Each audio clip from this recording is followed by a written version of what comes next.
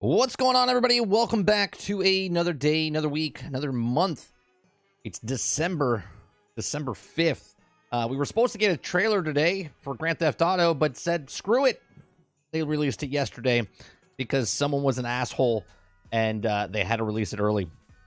So that's what's on the docket today. We're going to talk about the Grand Theft Auto trailer. We're not going to play the trailer with the music because it's going to get copyright striked. So we're just going to play it in the background. I'm going to talk over it, and then we're going to break it down frame by frame, looking at stuff, giving you my opinion on it and whatnot. We also have, we're going to talk about PlayStation is deleting TV shows players paid for, thanks to Warner Brothers. I like how they kind of pass the buck to Warner Brothers.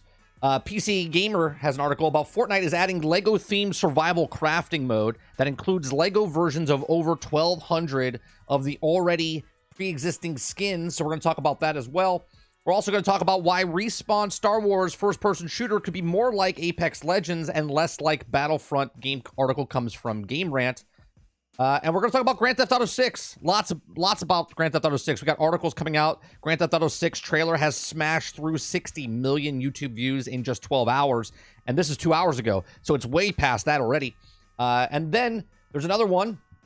PC gamers brace themselves for an inevitable GTA 6 double dip in 2026. And then Microsoft has a huge and unexpected Xbox opportunity with GTA 6. And here's why. This article comes from Windows Central. So all this on today's show. I do appreciate you guys coming out and hanging out with us. We do these morning shows Monday through Thursday from 10 o'clock in the morning till about noon Eastern. I got a hard out at 12:30 today. I have to get ready for, I have to help my brother-in-law with something. So we're going to get the show started. How's everyone doing? What's going on, Akuta Papa? I know you're going to see us later. Stealth Gaming, what's going on? Dustin, Eclipse, Wreckers, Reese, how's everyone doing? If you guys can tell, I'm standing. I got my standing desk. I got everything set up. I changed the whole background a little bit. I got a bunch of different things up and off the ground a little bit. What's going on, Horseman? So if it gets a little weird, I changed this scene as well. I went to the other side of the screen. I know, throw off people, but because I had to move my main screen over here and not over here, chat's over here. So I see you, chat, and then over here is where I'll be reading. So appreciate it. Stealth says, in other news, we had loose kangaroo in Toronto, and when the cops cornered it into the kangaroo, punched the cop in the face and took off. Oh, I thought you said took off his face. I was like, what? Punched a guy in the face. I mean, kangaroos don't, F around, find out, right?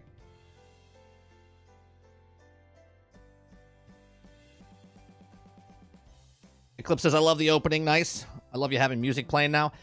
I'm trying. We're trying to make it a better experience for you guys. So I had years ago I had music, but I kept getting copyright strikes, and now I pay for a service. And we're seeing how much we can push it before it gets it's live shows. So I don't know if they're gonna get hit later. If it does, I'm gonna have to stop the music again. But for right now, music stays. Yeah, I'm standing now. Morning, Wreckers. The tweets begin thankful Sony wasn't involved in GTA 6, or else all women would look like Chin, aka MJ. There's some hot-looking girls in that trailer. I'm sorry, women in that trailer. So let's get to it, right? Let's get to it. Let me stop that music. Let's get to the Grand Theft Auto 6 stuff over here. Okay, we're gonna play it. We're gonna play it once through, and I'm gonna talk through it. Okay. All right, so here we are looking at Miami. It looks gigantic from the scene. I think this is this is not the beginning of the game. I believe this is like a prologue, because the leaks were that she was a cop. So I think she was a cop that went kind of bad, and she went to prison. And now this is her story. The cast of characters in this, the amount of people that I see and the different sizes of them, they look real. You know what I mean? From thick to skinny, and it doesn't look like like fat. It looks like actual people. The water looks great. The skyline looks amazing. She looks amazing. Social media aspects in this. We got gators. We got kadunkadunks, right? Got car shows going on. You got gators. Welcome to Florida, people. Got fat people running at gas stations. Guys saying "suck it." Got guys in Speedos watering their lawns. These are all true things that happen in Florida.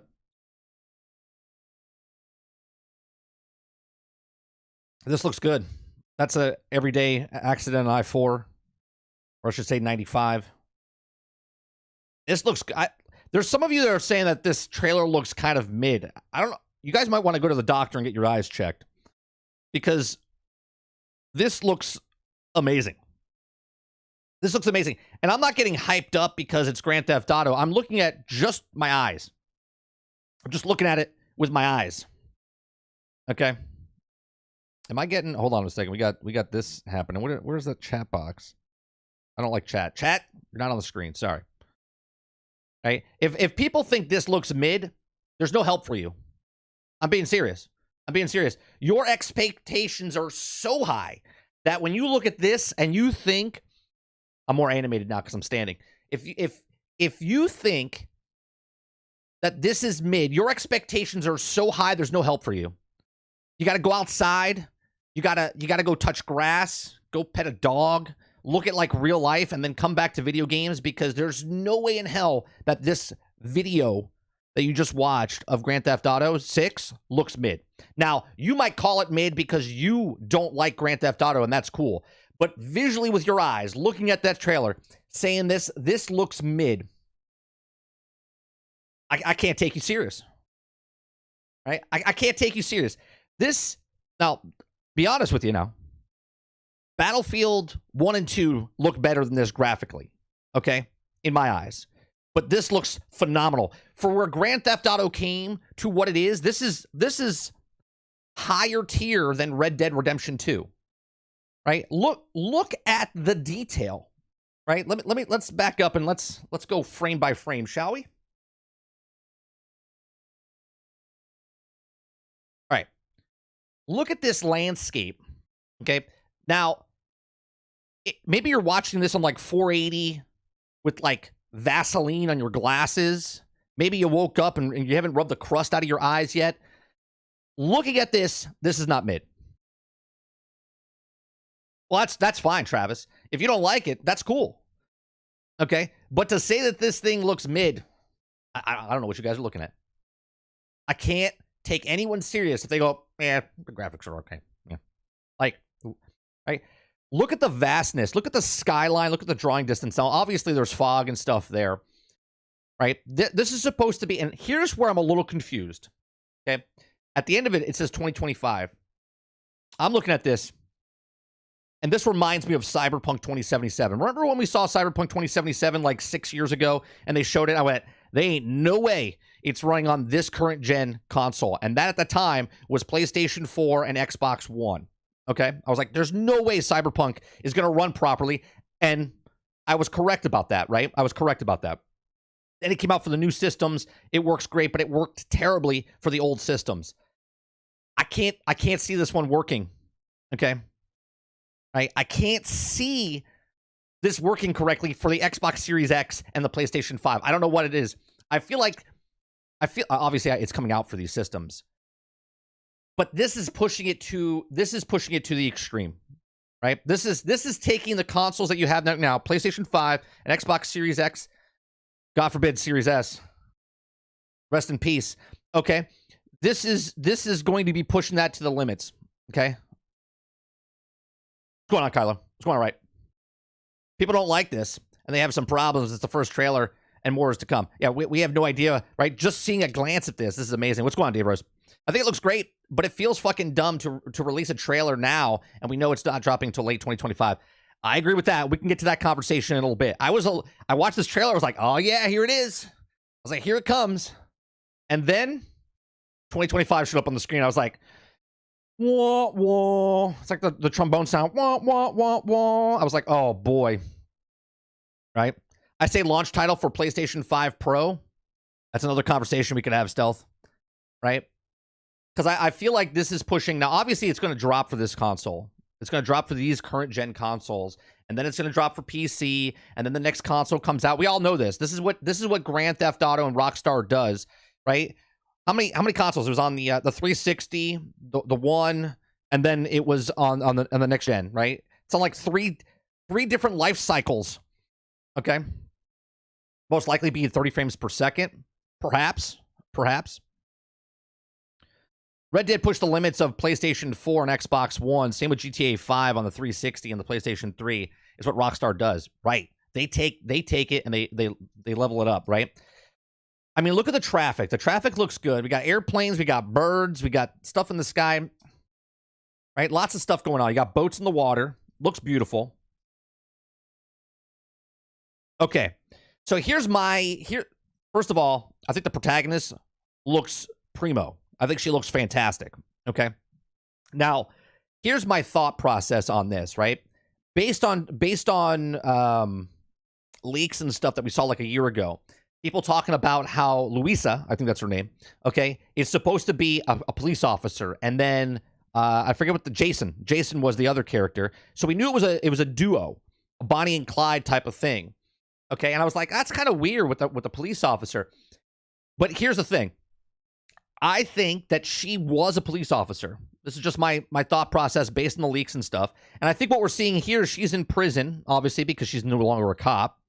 But I think she was a cop. So like in Grand Theft Auto 5, when you did the prequel, and you're going on that heist with Travis, Michael, right? And then they double-crossed each other, and then left each other, and then like it fasts forward. Michael's now a stand-up business guy type of thing, and Travis, was it Travis? Trevor. What the hell was his name? I see Travis's name, and now I got confused. It was Trevor, right? It was Trevor. Thank you, Horseman. Right? So it's Trevor. Trevor was that, redneck or whatever. I think that Luisa was a cop, then turned into a criminal. And then she's like, screw society or whatever. Bonnie and Clyde, love, whatever. So that's what I think. But she looks primo, right? She looks really good. Definitely looks better than Spider-Man 2's MJ. Okay? Just putting that out there. Don't call me a redneck. Well, I saw your name, Travis, and all of a sudden, Trevor's close enough. Leave me alone. All right? If you notice the hair on these guys, these people, these NPCs, looks pretty damn good.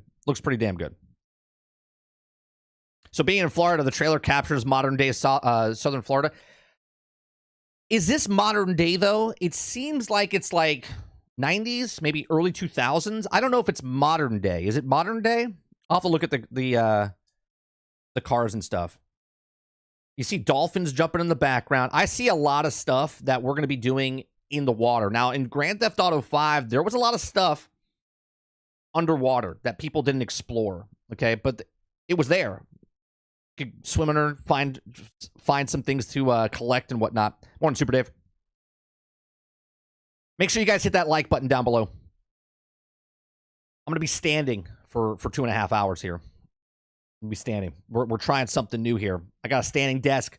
I revamped my whole thing. I'm animated, baby. I'm animated. When I'm in a chair, I'm like this. When I'm standing, my arms are flailing. I'm moving back and forth. That's how it is. All right, so we got dolphins. It looks like, is that a shark? Or is that a dolphin that just jumped in the water there? Travis says, speaking of underwater, if the DLC for Avatar will be way of the water stuff, that's cool. See lots of birds, lots of animal life. And then you look at this beach scene. Now, obviously, I know this is a trailer, right? I don't know if the density of this is going to be like this when it gets to the actual game. I'm going to say yes, though, because there's a lot of people on the screen, and even in Grand Theft Auto 3 and 4 and 5. But look at that. Look at that skyline, man. When I look at this picture, you guys might look at it and go, eh. Those of you that think it's mid, okay? I look at this and go, holy Christ.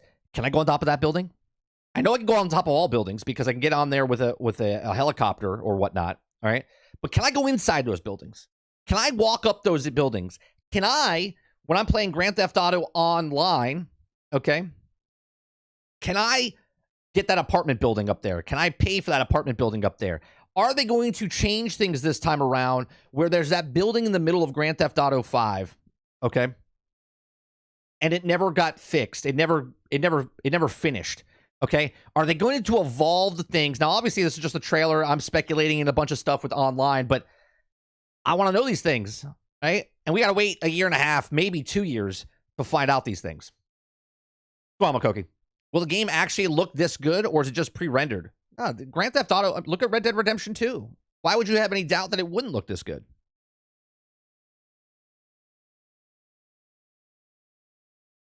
You know, you can go everywhere in that picture. And that's what's crazy. Right, Eclipse. Like, I'm looking at that going, man, right? I can spend 4 hours taking a motorcycle, hitting a ramp, and trying to get up on that balcony right there.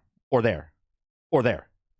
Or there. Or jumping from one building to the next, right? Just for fun. Why not? Right? That's what I love about Grand Theft Auto. I bet there will be a shack you can buy in the swamp. Oh, for sure. For sure. I bet you there'll be like a gator business. Like, you're going to be a gator handler, right? It's be like a side mission or whatever. But look at this. I don't know what that airplane says up there. Why something? Why 69 when you can 919? Is that what that says? I can't really see it. Right, look at this. You got the helicopter. Top of the buildings, man. This landscape, you can see a bunch of buildings that are not complete, like they're being built. Right? You see that main building right here? This right here is being built.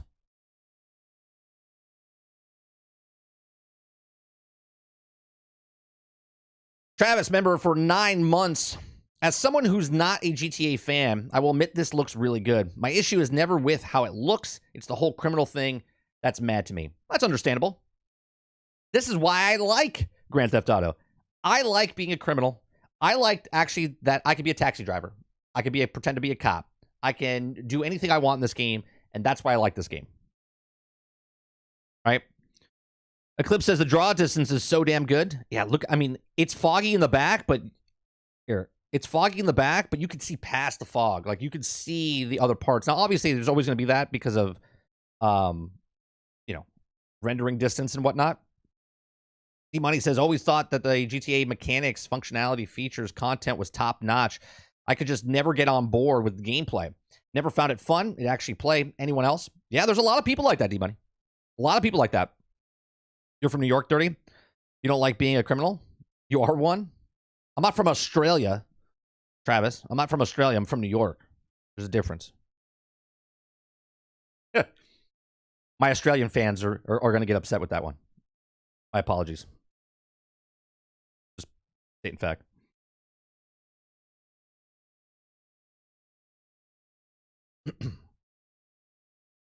All right, so look at this skyscraper, man. Here's the Everglades. Now, I'm intrigued by what they're going to do because the Everglades is gigantic. Okay? It's gigantic. I wonder what you're going to be doing out here and what kind of redneck stuff you're going to be doing out in the, right? You're definitely dumping a body in here, right? You're definitely dumping a body over here. D-Money says, I can acknowledge how fundamentally sound and how cutting edge, realistic it is and everything. Something about their aiming and movement and combat was absolutely game-breaking for me.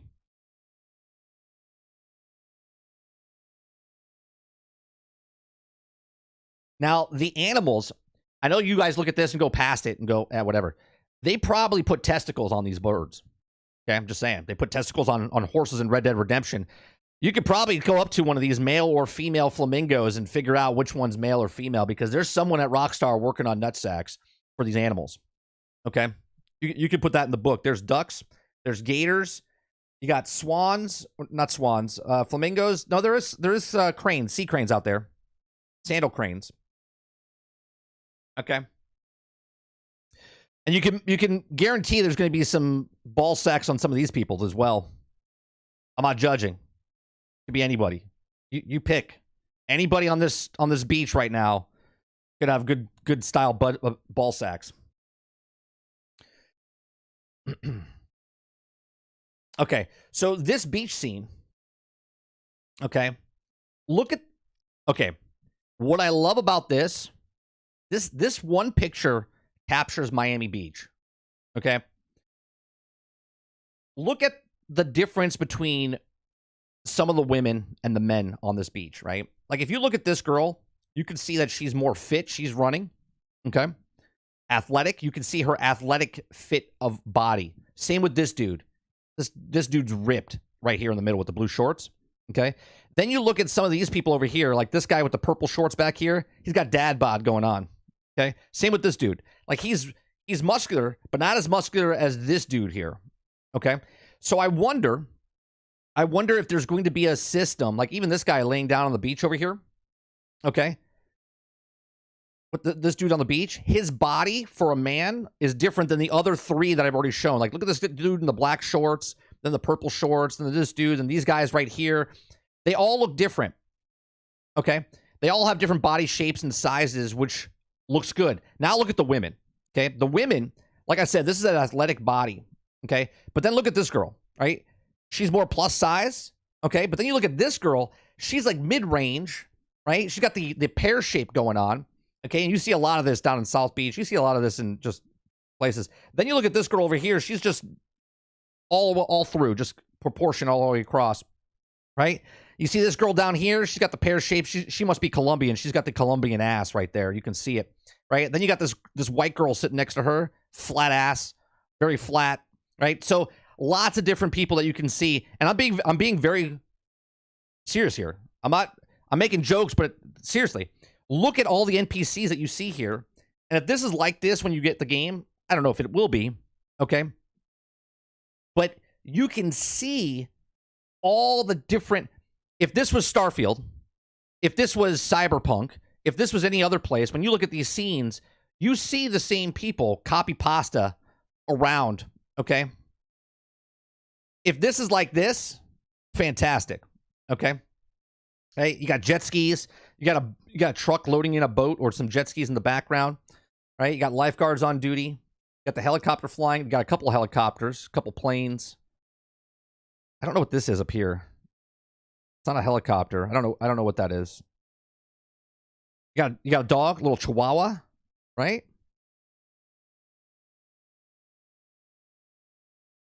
30 somewhere is an important side character. That's right. That's right. It could be any of these people. You find Waldo in this picture? I'll leave it up for a second. I'll leave it up for a second. See if you can find Waldo. Waldo is in this picture. If you can't find it right now, don't worry about it. You can go stare at this still frame. Waldo's there. I barely even remember San Andreas, but I hate that all these games. All right, so then you have, again, look at this girl compared to the girls over here. Now, obviously, yes, they're wearing different clothes, right? But look at the body style of this girl, okay? Then you look at the night scene, right? If I'm not mistaken, that is the arena for where the Miami Heat plays, right? Or I can't remember if that's the arena or if that's the science. There's a science center or science museum down there that's lit up like that. I think that is the Miami Arena. I don't know what it's called now, but okay. So you can see a lot of. This has got to be modern day. This has got to be modern day. Just that off alone. Hopefully, to change up the gameplay systems and make movement and combat smoother, tighter, because gameplay is not strong suit for GTA. I don't know if they do that, Rose. They might, but that's the style, right? That's the movement of the third person movement. It did get better when you played first person, but I don't know if they'll do it. Okay, you see a lot of cars, convertible going on here. You got the lights in the dashboard and underneath. You can, like, I'm assuming, customize your cars even more. Then you look at this scene, right? More in the town. You can see 6 cars right here, 7 cars, all different customizations. You see like which looks like a Chrysler, like 300, painted green. You got this, I forget what that car is called, the blue one, but it's dropped down to the bottom. Looks good. Yeah, I'm using the standing desk, Sarge. Right? You got this blue car, and then you got the pink car. Forgive me, I forget the names of the actual Grand Theft Auto cars. But you got it stacked up. You got like a car show going on here.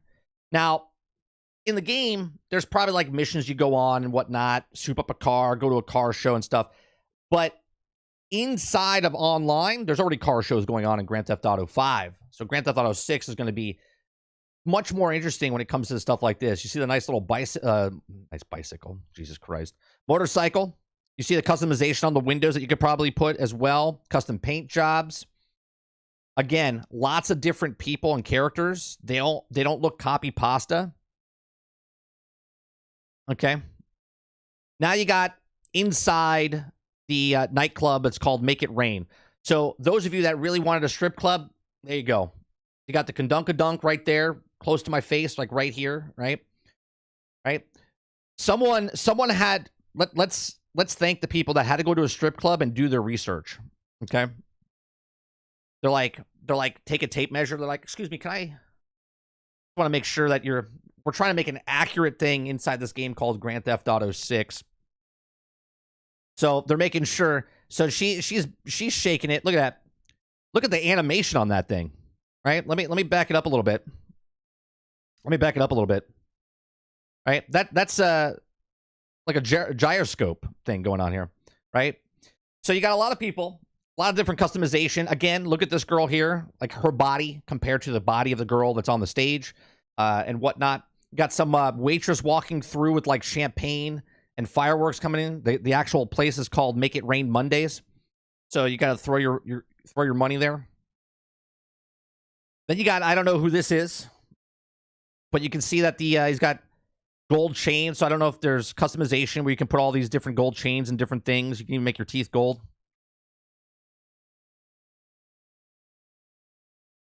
What else we got here? See the tats? Tats all over the place. Now this looks good. This looks good. Is this Biscayne Bay?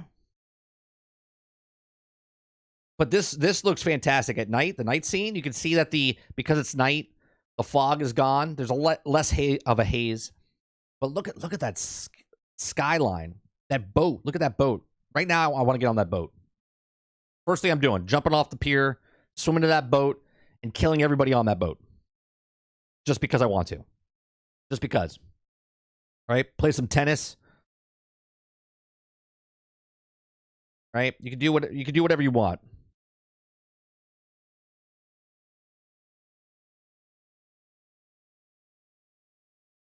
Okay. Now here you go. Look at all the different, you got the Porsche, you got the Ferrari, you got the Lambo, you got the Lotus up there. You got a homeless guy begging for money on the street. Are these the three same girls? Hold on a second. I think these might be the three same girls. I think we just found something. Hold on a second. Where are we at? 32 seconds? We're going back to the beach scene. Okay. Look at those girls. Okay. 1, 2, 3. Right? There's the pear-shaped girl. Right? Okay, 1, 2, 3. Let's look at them. Take a picture. Snapshot. Okay. Now let's go to 32. I think that's the same girls. Same girls, different hairstyles. I'm done. I just found copy pasta within the trailer. I'm out. No, but for real, the hotels and the street scene here looks pretty damn good.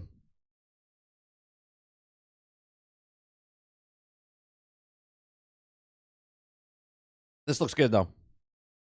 Look, the trees are swaying in the wind. You got the flags up on the building on Hotel Dixon over there.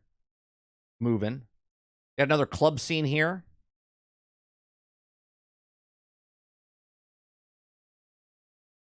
Except the beach. I hate beaches. It's okay, Travis. It's not a real beach, so you should be fine. There's no sand coming in your crack.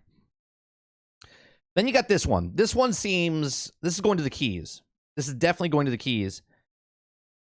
Look at the freight, right? So This looks like some sort of radio junction facility over here. You got a couple of ships coming through, right? Maybe you can hijack the tankers.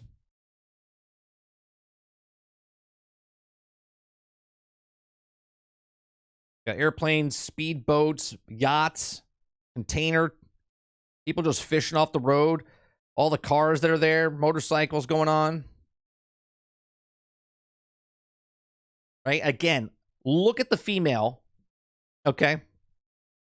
Look at the girl in the pool compared to this girl, right? They look so damn good. I'll tell you what, if the metaverse looks like this, we'll be fine.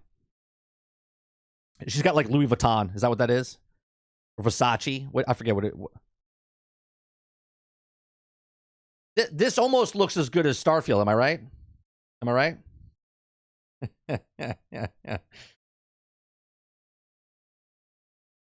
Oh yeah, Wreckers. This is going to be putting the limits on the consoles. Oh, was the bridge unfinished? Let me go back.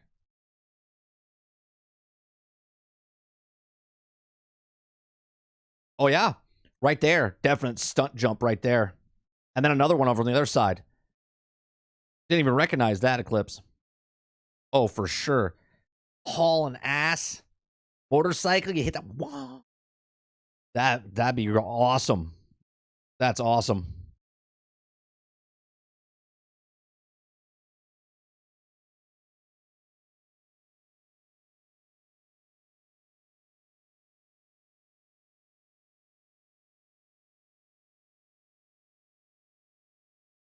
I mean, the animations.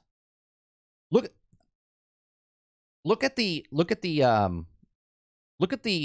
physics on her necklaces. That's what I'm looking at, the necklaces, right? Look at the necklaces and just the straps on her back as well as they move. Now, obviously, I know this is animated and it's a cutscene CGI, but still, everything is moving. The hair, the way it's flowing, the necklace, the way it's moving.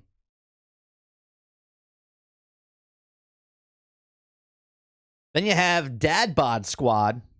It says, "I Poppy. Save some sugar, baby, for the rest of us." Again, you see all the different... Look at this dude. This is Miami. Old dude, sunburned, white, okay? That are rich beyond belief. Or at least they, fake it till they make it. But it looks fantastic. He looks... I mean, look, his skin is literally burned. Then you have a animal control guy here taking a gator out of a pool. 100% you're going to be some sort of gator wrangler. There's going to be some side missions of capturing gators. I used to just run around Red Dead Redemption and just collect the skins, right? So I wonder if they're going to do those type of things where you can craft things. Be interesting, right? Look at the pole bending.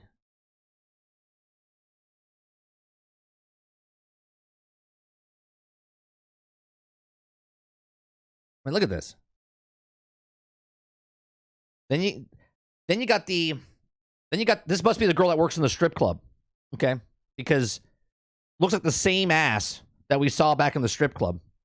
I could be wrong, but she definitely looks like the same. Okay, couldn't really make out her face. It wasn't staring at her face, but someone called the Department of Transportation this dump truck.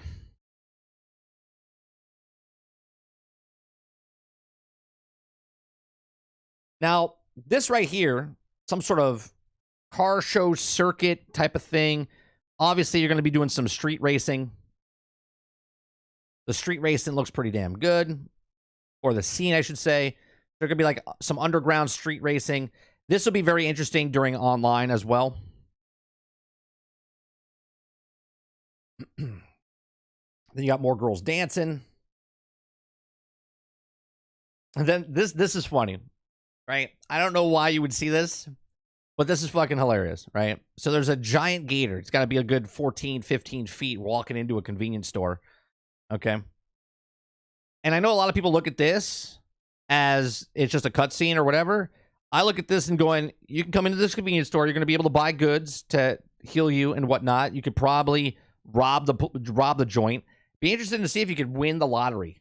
Right, like you play the lottery, and then like every Wednesday in the game, they do a lottery drawing. I know that sounds a little absurd, but remember, Rockstar worked on nutsacks for a horse when it's cold or warm. So I wouldn't put it past them. I wouldn't put it past them. Okay. But the gator's just walking on in. Okay. Now it says, beware of dog. Dude busts open. It's a raid. Police are raiding a place.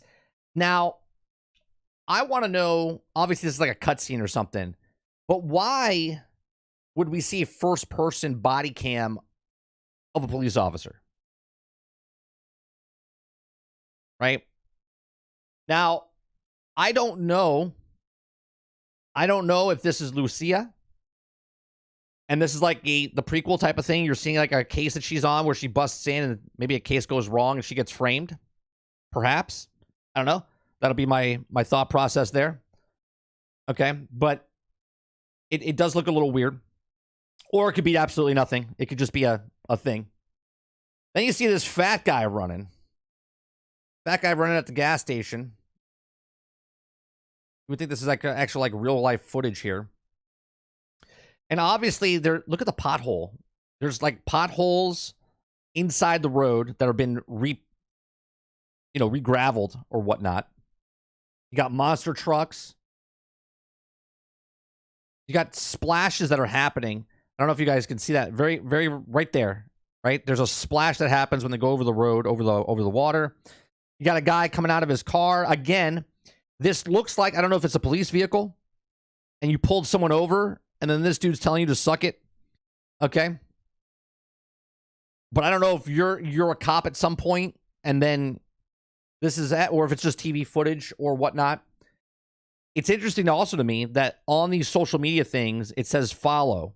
I wonder if you could actually follow the feed, right? So like you open up your phone and you're looking through stuff. That'd be interesting if you could do that. Okay. So you got some redneck saying suck it. He's got like a Gator t-shirt on. Got a Leatherman or his phone clipped over there. Okay, then you got another Florida man. Vice Vinyl. Rider Custom Crosstown. He's doing a little driving with his foot, standing on the door like an idiot. Okay. Maybe you have to do stupid things to get a social media following. I have no idea. Then you got a redneck, old person, sunburn, Speedo, socks and sandals, watering his grass. Just a normal day in Florida. Then you got some more rednecks. You got some rednecks doing some mudding, right?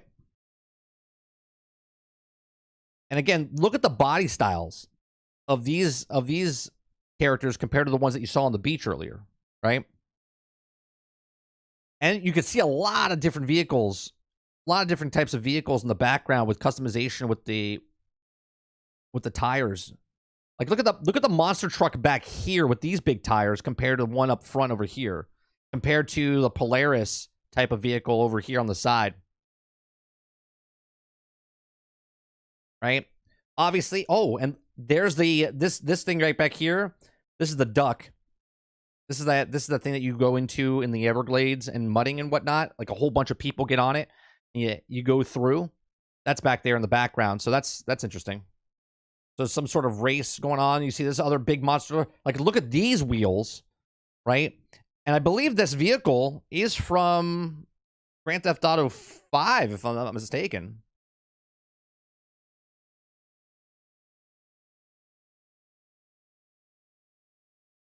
Then you got the crazy grandmother here, or the neighbor. We all know this. She's got 2 hammers.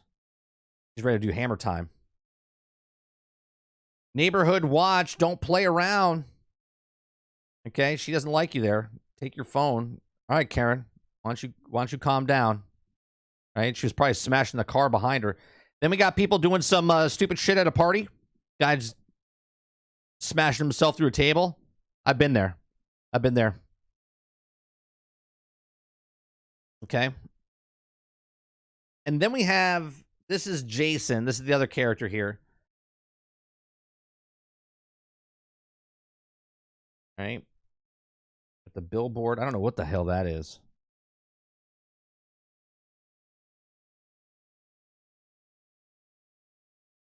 Yeah, I've been on both sides. I've been at a party where I'm not filming, where I'm watching someone jump through a table, and then I've been the guy jumping through a table. Squad 76.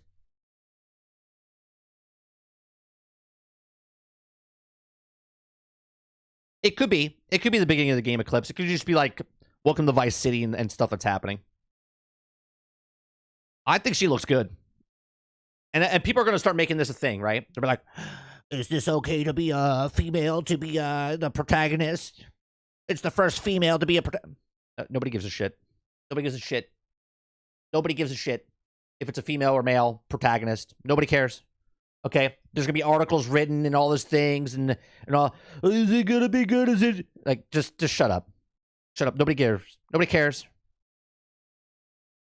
Okay? Accidents on the road. Some idiot hit the barrels in the middle of the road. Looks like the cops or someone's trying to save him.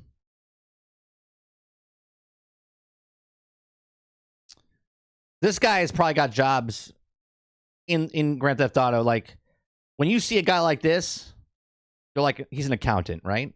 I mean, obviously. Obviously.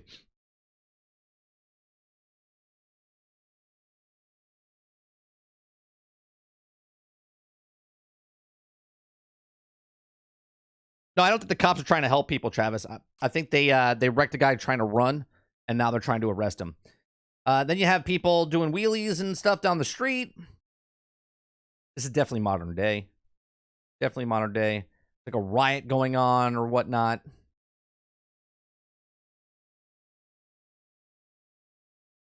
Then you got Fat Albert here. That's not his name. That's the name I'm giving him. Okay, again, different body styles. Are those weights in the back of the car? I think that actually might be weights. They put stuff in the back. Oh, it's a sound. Sound for sound. Sound for sound.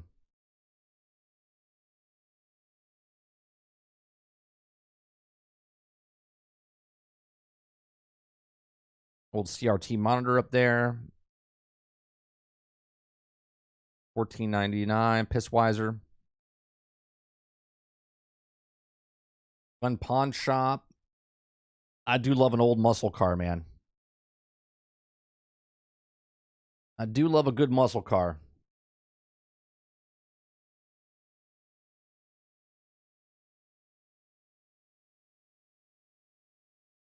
And then you got the two characters, right? These are the two characters. Obviously, it's going to be like we've heard like the Bonnie and Clyde type of scenario here. I mean, here's the attention to detail I want you to look at real fast, right?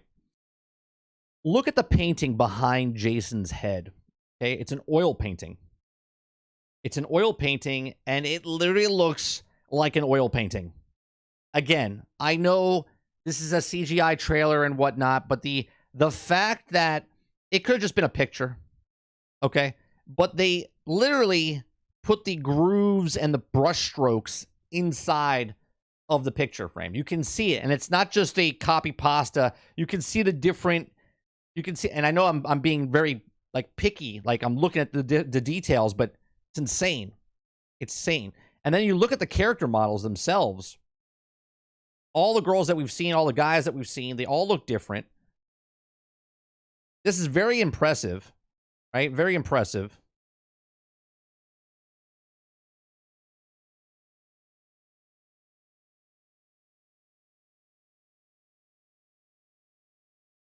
I can smell the motel room from here.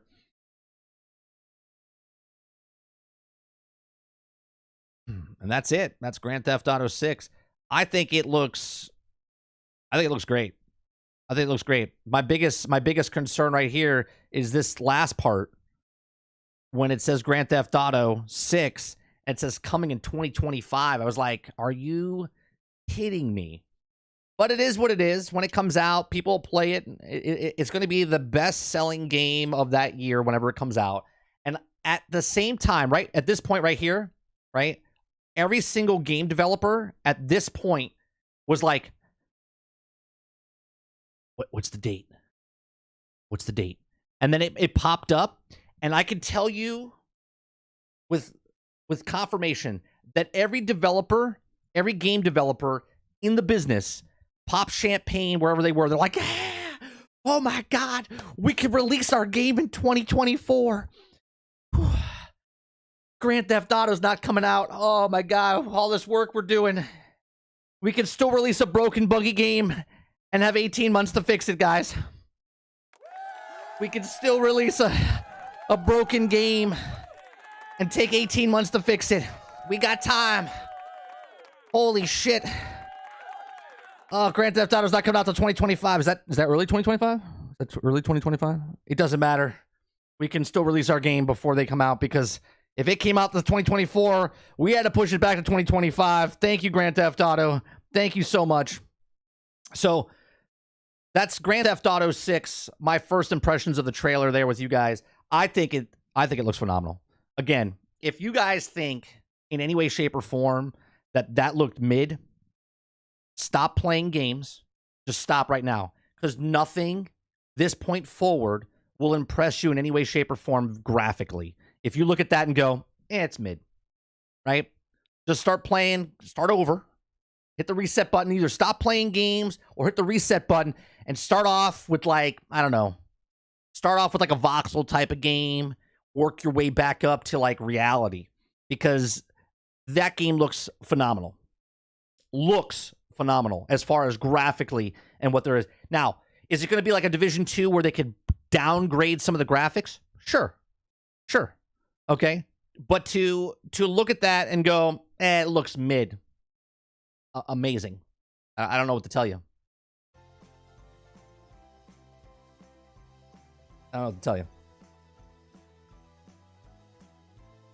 Tom Petty sealed the deal. I think the music they chose for the trailer looked phenomenal. I think you need to sit back down. No, I feel good standing up. I feel good. If you guys can't tell right now, I went to the dentist yesterday. I got a tooth pulled. Okay, I got a tooth pulled. I'm in extreme and other discomfort, not pain, but discomfort. And I feel motivated standing up, man. I'm motivated.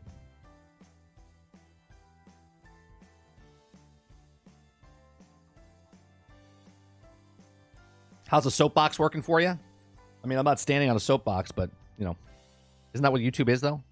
Soapbox? I can just... The complaint online is there was no gameplay, but we know you never see gameplay first.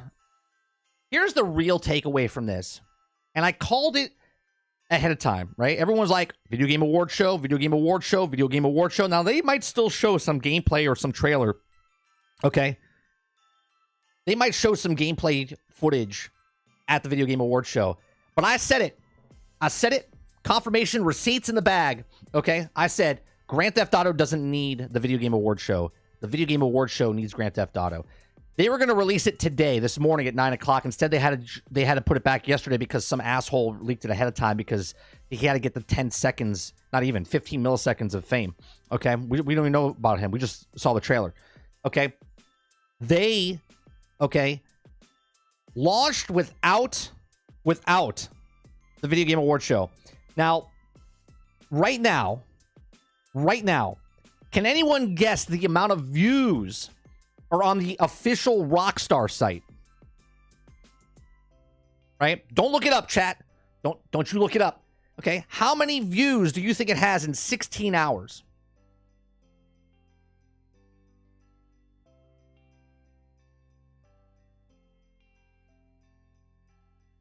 Eclipse says 90 million. Travis says 10 million. Horseman says 110 million. Mode says 12 million. Sarge says 200 million. 100 mil Wrecker says 43.54 million after rounding. Silent, that seems a little very specific. Very specific. Allturn says 100 mil. 76 says 60 mil. All right. The official is 71.2 million views in 16 hours. Now, we have an article, okay? We have an article that the Grand Theft Auto 6 trailer has smashed through the 60 million YouTube views in 12 hours.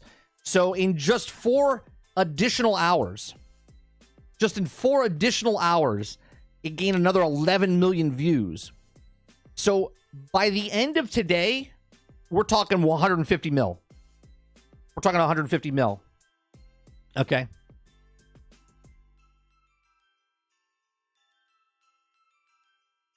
Okay. When I told you that Grand Theft Auto 6 trailer would break the internet, and that's just this trailer.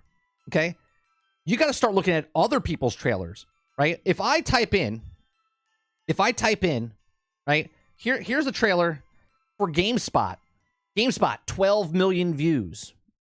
Okay. GameSpot, GameRacks. Okay. 84,000 views. Okay. Worth a Buy, 6,000 views. 71 million for the main channel. Everyone's views, okay, are moving up just because they're reacting to the thing. So, guys, you have some work cut out for you, okay? We have, let's see what we got. Our views that we have right now, I think we're a little low. Okay, we got 69 views, okay? So we need about another 7 million views. Get to it, guys. Get to it. I want to be up on that list, okay? No one else is giving you commentary talking about flamingo nuts, okay? Nobody's talking about flamingo nuts, okay?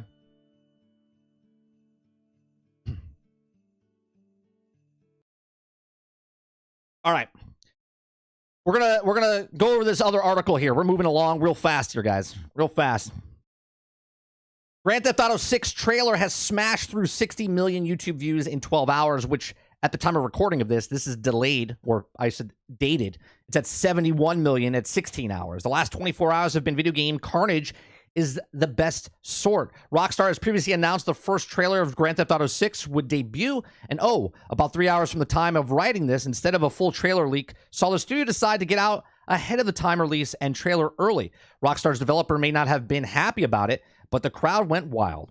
And now, or how, Grand Theft Auto 6 trailer rapidly went from #1 on YouTube trending in just over half a day, as ranked up an astonishing 68.8 million views, and every time I refresh, the number gets higher. This puts it on track to unset the BTS official music video for the song Dynamite, which is in August of 2020 managed to equal incredible 101 million views in 24 hours. Unfortunately, the record-setting may end there, though thanks to the Colossus that a baby shark at 13 billion lifetime views, my children feel responsible for about 500 million of those. He says, it certainly cements Grand Theft Auto 6 status as most anticipated game around, though it also, at least partly down to how well Rockstar was dealt with the leaks and rumors in the run-up to the game's announcement. We've known about Grand Theft Auto underway for years thanks to the oblique references and earning calls, and usual internet details dumps the questionable veracity. But the doors really got blown off last year when the huge amount of in-development footage was leaked by the hacker. Now, Rockstar acknowledged the intrusion. Take-Two's lawyers set up issuing takedown notices, and it was also in early development footage, and the studio would properly introduce you to the next-gen game when it's ready. Now, the leaked footage was also honestly what you expected on GTA game that looked like a GTA game, and it went collective to such an extent, however, it was ever since Rockstar has been facing huge pressure to show something and anything, eventually leading up to the announcement of the announcement that led up to the trailer being leaked. Now, Rockstar also dealt with the like champs with oddly personal tweets dropping the video early. Our trailer was leaked, so please watch the real thing on YouTube, is what they said. The trailer currently has 7 million likes under just 60,000 comments, or 600,000 comments. And of course, the overtake of total views from GTA 5's reveal trailer, 96 million views in a single day. And this, of course, doesn't take into account the views across all their social media platforms. So Grand Theft Auto is here, folks. But it's not here. But it's officially here. Grand Theft Auto is now official. It's out in the world, not released by Rockstar. So we know now that the game is actually real. Okay. So we go from that to PC gamers brace themselves for the inevitable GTA 6 double dip in 2026. Now, Grand Theft Auto 6 saw a release of its debut trailer last night, early in the publisher and developer Rockstar has planned, and with the confirmation of 2025 release, but its platforms Rockstar has listed on Grand Theft Auto 6 at launch, notably only the PlayStation 5 and the Xbox Series X and S. That has sent shockwaves through the PC gaming community. I don't know why.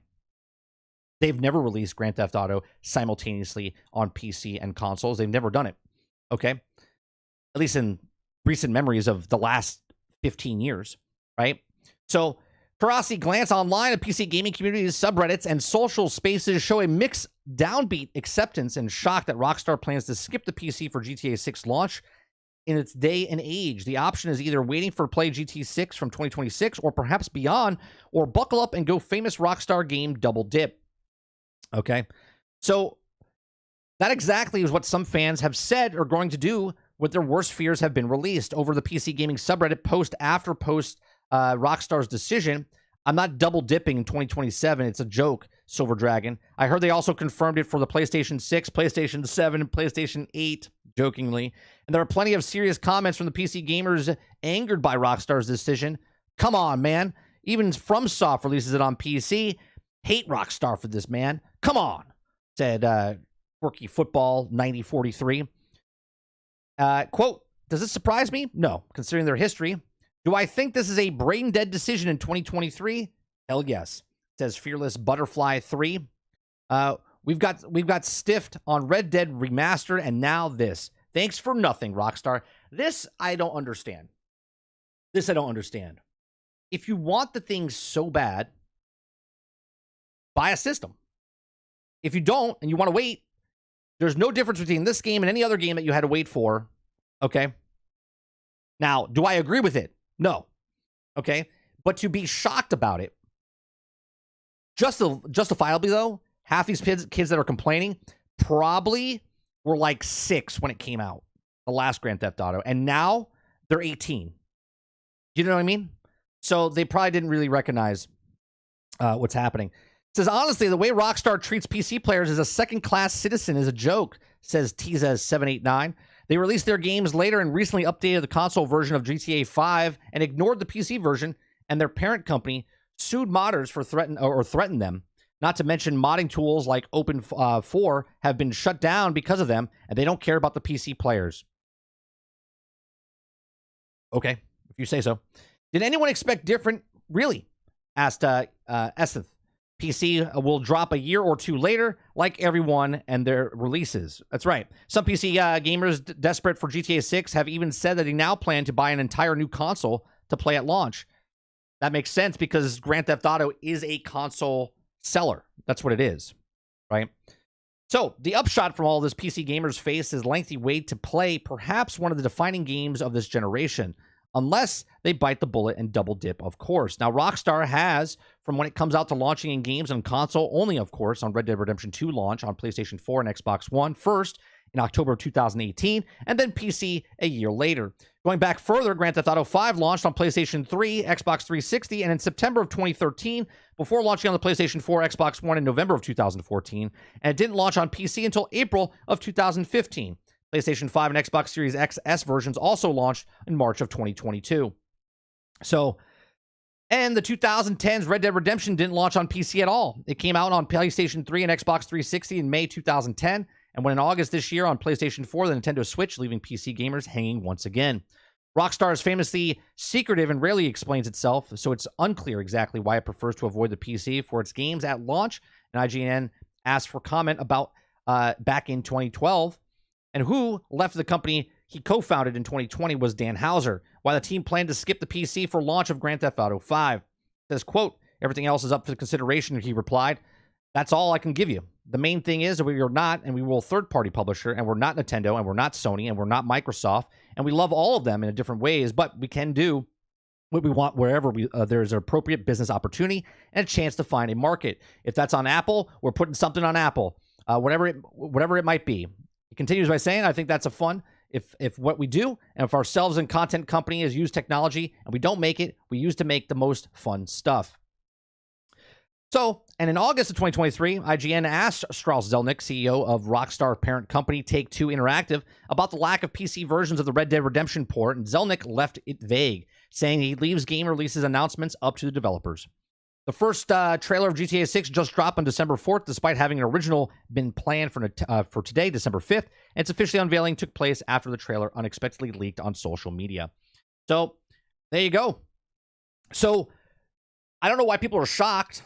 I don't know why people are shocked by why this is not coming to PC. Do you know why Grand Theft Auto sells 20 million copies a year? Do you know why it sells 20 million copies a year? because when it came out, it was only on the consoles, and people bought it on the PlayStation, and then people bought it on this, and then people bought it on that, right? And then they bought it for then they bought it for PC, and then right, like I owned 3 copies. I owned it for the 360, I owned it for the One, I owned it for the new one. I got it for PC. Like I own like 3 or 4 copies of Grand Theft Auto. I'm sure I'm not the only one. Okay, so there's people who are saying they don't want to double dip or whatever, but that's just what it is. Let me read what you guys are saying. Wrecker says GTA 6 going to sell a lot of consoles. You can say that again. CD Projekt would never. That's right. They just want to get us as many sales as they can before it's pirated on PC. Bingo. Bingo. Okay, because PC are secondary citizens, Travis says. Kylo says you wouldn't say that if you had a decent rig, my friend. D Money says, what are the chances that Microsoft and Sony pay to have Rockstar do that? To do what? Like exclusive on their consoles? I don't think, look, when there's not very many games that can call their bet, you know what I mean? Like call their shots. Grand Theft Auto, the only other game that's more successful than Grand Theft Auto in sales, like actual copies sold, okay, is Minecraft. Minecraft is sold like 380 million copies, okay, across like tablets and phones and consoles and PCs, right? And then there's 180, almost 200 million. I think it's 191 million the last time they checked about Grand Theft Auto. The reason they can sell 20 million copies a year, okay, is because that's what they do. So when you're that big of a company, you call your shots. You're like, hey, who wants, just like Zelnick said, who wants to have Grand Theft Auto on their system? You? Anybody? Who wants it? Okay, and they go, we'll call the shots. So I don't know if they pay them up front. We did see when they put the old Grand Theft Auto on Game Pass, they were paying, what was it, $5 to $10 million a month to keep it on there. And and Microsoft was okay with it. They're like, yeah, we'll keep it on there for 3 months. They gave them $45 million to just have Grand Theft Auto there. That's crazy. Cliff says, I'm kind of glad it's taken a year, like it usually does, because Red Dead Redemption 2 came out on PC. It was perfect. No bugs or anything rather than that. It's optimized piece of crap. Let's see. Recco's definitely grabbing a PlayStation 5 Pro when it drops. The game is going to need it. Yeah, it makes sense. Yes, the double dip. But to have to be completely optimized for PC port is fantastic. Sarge says, oh God, imagine the PC version not rushed and playing a Monster Machine. It brings the tear to my eye. It will be amazing. Yeah, exactly. Right, a vastly superior console where you get 30 to 60 frames max at 1440p. I'm playing the same games at 100 frames per second. 120 frames per second, giggity. If the game's good, I'll gladly double dip. Sure. Yeah, I own like 4 copies of Minecraft. I own 4 copies of Grand Theft Auto. Deadly Dad Gaming. I own 3 copies of Grand Theft Auto 5, and 2 of them were part of the bundle when I bought my PlayStation 3 and 4, and the only one I actually bought separately was for PC. I got mine for free for Xbox One when I upgraded or whatever. So I owned it. I bought it for 360, got it for the Xbox One, repurchased it for the new system. Wrecker says this game is going to spank the 4090 graphics card. Oh, by the time it comes out, the 4090 won't even be... You probably have like a 6090. So without them at the VGAs, what do you think will be shown, or do you think the Outlaws will be there? Oh yeah, Outlaws will be showing a thing. Grand Theft Auto is going to show a trailer as well. Oh, Keely's going to talk about it. Grand Theft Auto will be at the award show. It just won't be first announced at the award show.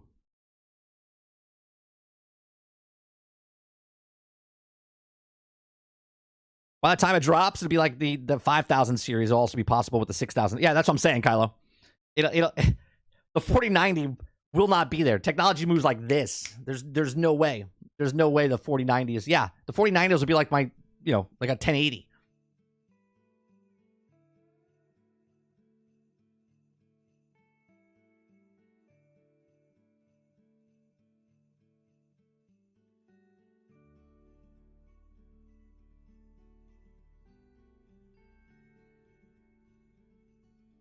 All right, I got one more for Grand Theft Auto. I just started the music, but I got one more for Grand Theft Auto.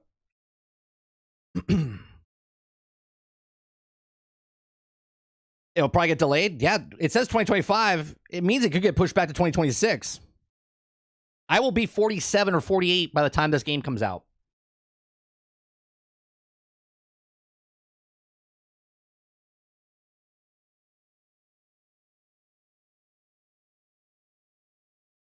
All right. If you guys are watching me live, make sure you hit that like button. We do this Monday through Thursday from 10 o'clock in the morning to about noon Eastern. We're going to go to about 12:30. It's a hard out at 12:30. I got something to do. So we go over these news stories, and we cover them, and we do breakout videos afterwards. Make sure you also watch the breakout videos if you guys missed any of those for the live streams. You don't want to watch a 3-hour live stream after the fact. If you do, fantastic. I do appreciate you. But if you want to watch some of the breakout videos that we do, those will be posted up separately. All right, so hello, everybody, and welcome back to another episode of 30 NSG. On today's show, we're going to be talking about Microsoft has a huge and unexpected Xbox opportunity with GTA 6, and here's why. This comes from Windows Central, Jez Gordon. He says, could the Xbox Series S become an unlikely GTA 6 hero? Okay, yesterday, Rockstar Games treated us with the first in-game footage of Grand Theft Auto 6. Set in the Vice City, Grand Theft Auto 6 looks set to raise the bar for open-world realism, complete with cutting-edge visuals wrapped in gritty satire and Legendary Studios is known for. However, there are some caveats. Grand Theft Auto 6 will launch in earliest in 2025. Not only that, GTA 6 will also be a console launch exclusive for PlayStation 5 and Xbox Series XS, with no Windows PC version even mentioned yet. Now, Grand Theft Auto launches are always a moment in gaming history, and GTA 5 is now one of the most successful video games of all time, with billions of dollars in revenue generated and influence spanning decades. Its console exclusive will be a boom time for PlayStation 5, but perhaps potentially disproportionately so for the Xbox Series X and S, if Microsoft can play cards, if it can play its cards right. Now, here's why GTA 6 present is incredible once-in-generation opportunity for Xbox. Okay, the console exclusive millions will finally upgrade for Grand Theft Auto. Okay, there's been plenty of commentary about the Xbox Series X and Series S hardware sales over the past year. Now, Sony's PlayStation 5 has surged ahead, often with a triple-digit crowd year over year in some territories, while Microsoft has also been seen decline year over year by comparison. There's not a universe that exists that decline sales is a good thing, but it might not necessarily be as terrible as Xbox has often made out to be.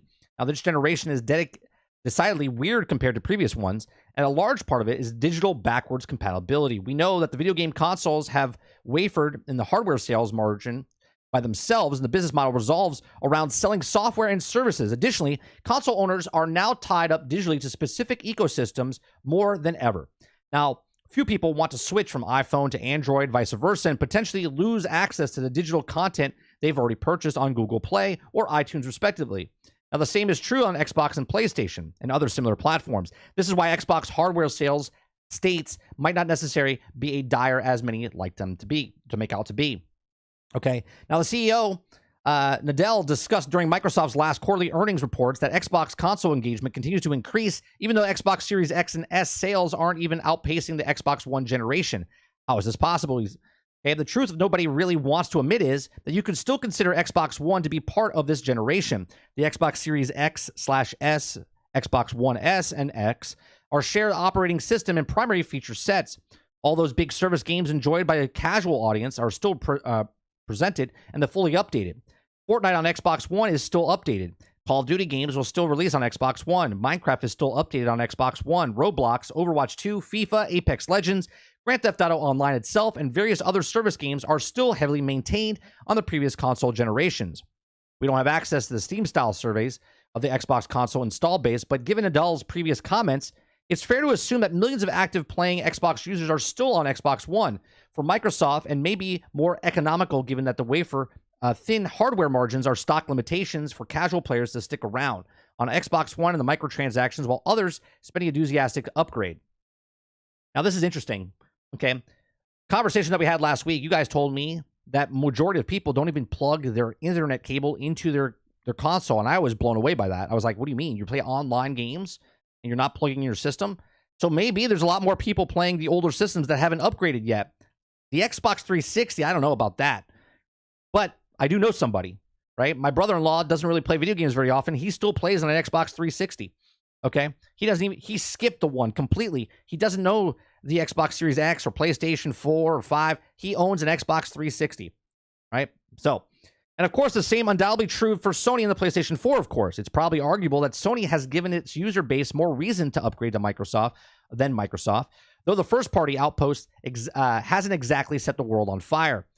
Okay, so Grand Theft Auto is culturally a phenomenon, and the trailer, as of writing, already has 55 million views. Well, obviously, that's much higher now.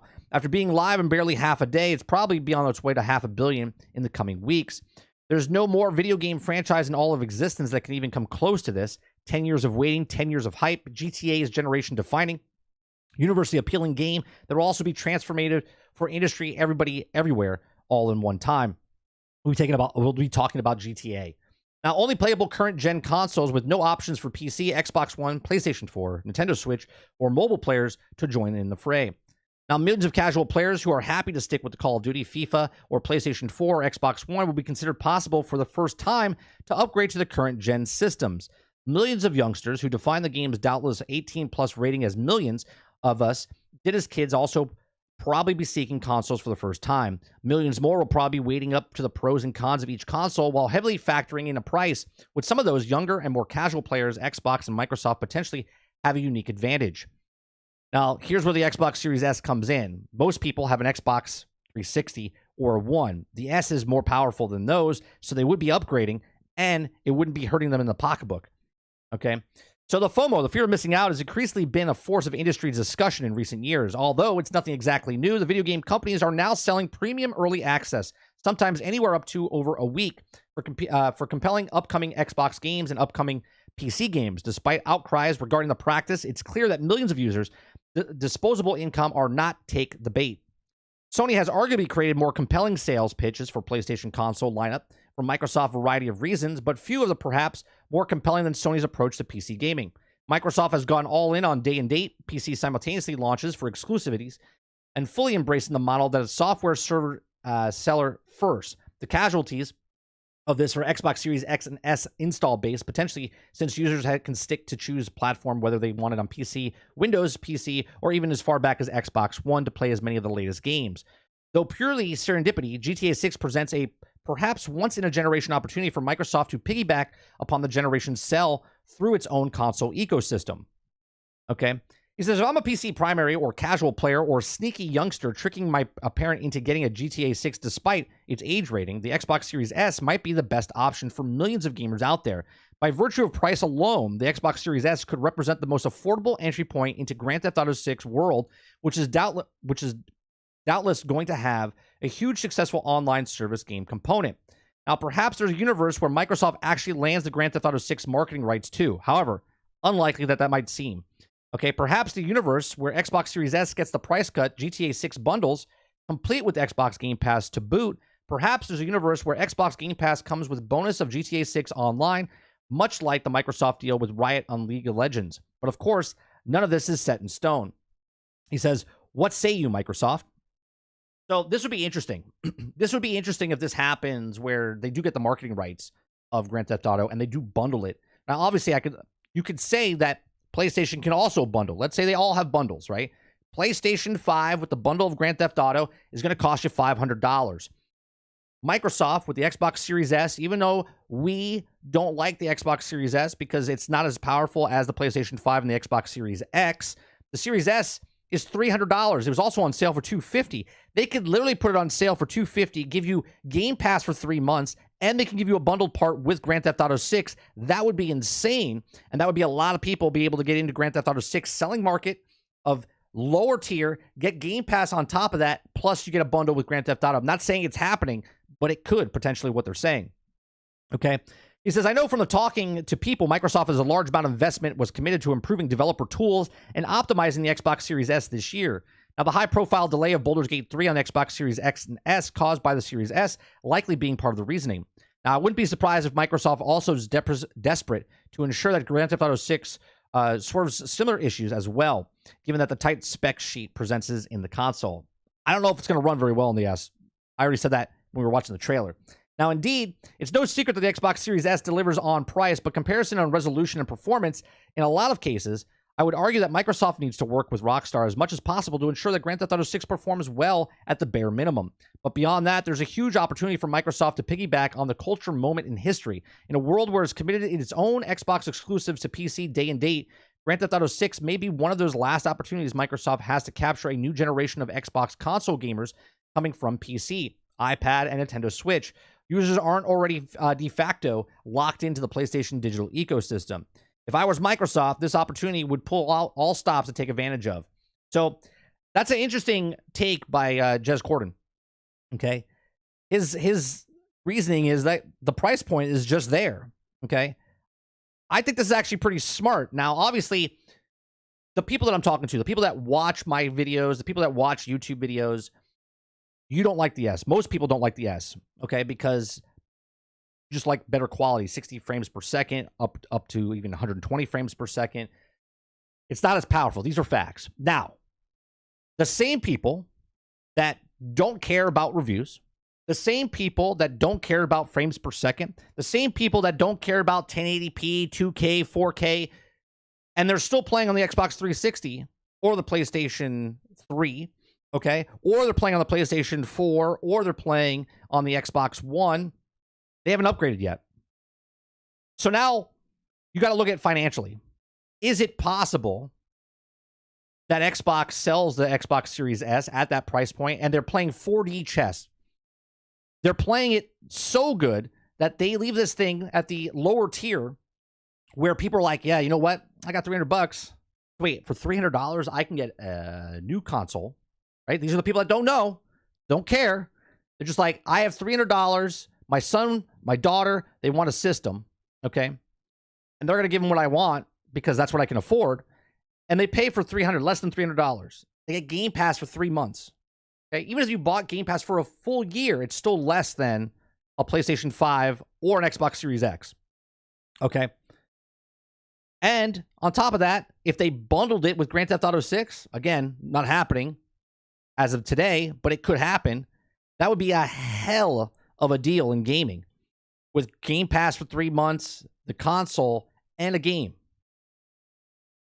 I mean, that would be pretty impressive. I don't know if it's going to happen, but we talked about this weeks ago. Who gets the deal? Who gets the exclusive? Who gets the early access? Who gets the marketing rights? We don't know, but it would be a big win for anybody to get it. But if Microsoft got it and did some sort of bundle like Jez Corden is saying, that would be huge. These are my thoughts. Let me know yours in the comment section down below. Please make sure you share, like, and subscribe. And I'll see you guys on the next one.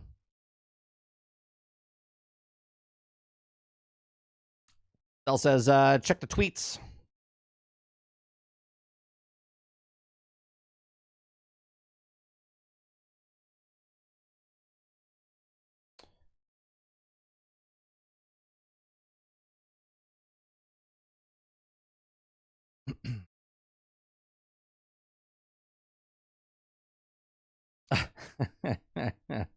I can't show that.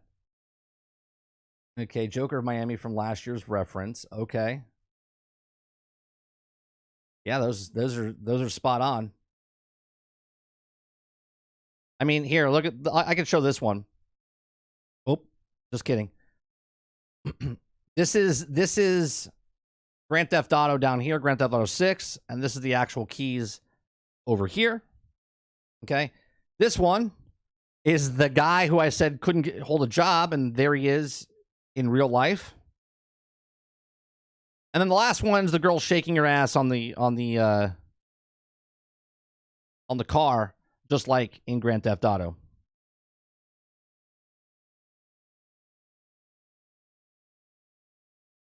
In 2025, there's a PlayStation 5 Pro and Switch 2 as competitors.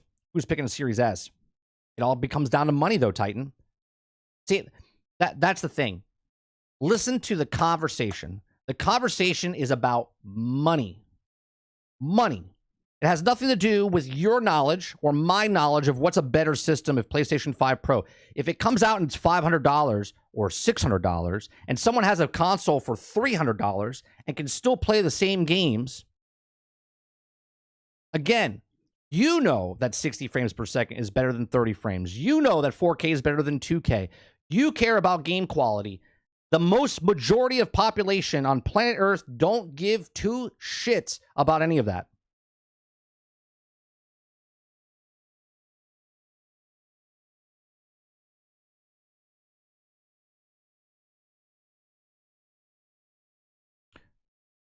There's still older versions of PlayStation 5 and Series X. Correct, but did you not listen to the article that Jez Corden just wrote about how there's still a huge population that don't even own a new current system? They still own a 360.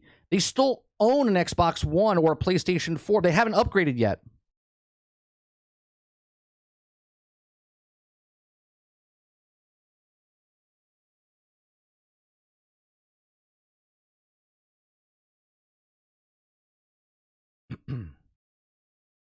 The dude says, I will learn my lesson and move forward in life. This has nothing to do with why would they buy an Xbox Series S when there's a PlayStation 5 Pro coming? Those people don't know shit. They run to the store and they go, I want something. This is the thing. I'm going to buy it. How much is it? $300? 500? 600? 300? 3 months? And a game bundle? Hello? I don't know what world everyone else lives in, but I live in a world where people look for deals. I live in a world where people are not made of money for this is a luxury item. Gaming is a luxury item. Okay? There's plenty of people out in the world that don't buy it for themselves. They're buying it for their son, their daughter, whoever. And they don't look for a $500 system. It's like, why buy a PlayStation 5 when I could buy a $2,000 computer? Like,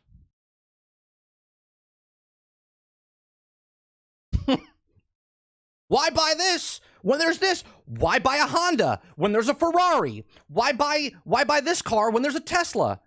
Like, what are we talking about?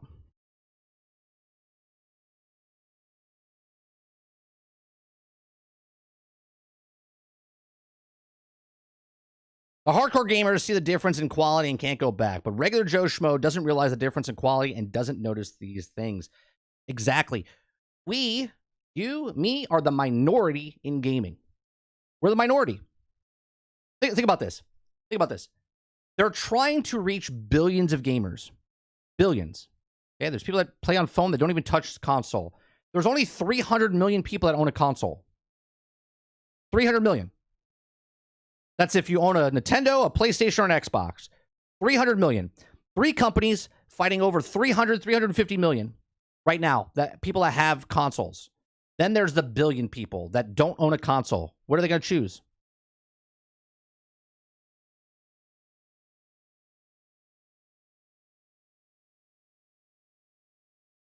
$2025 version of the Series S, not the current version that's implied by the article? Of course. We're not talking about today. We're talking about the...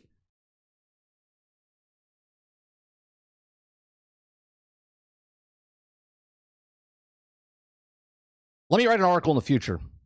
Let me write the article in the future time.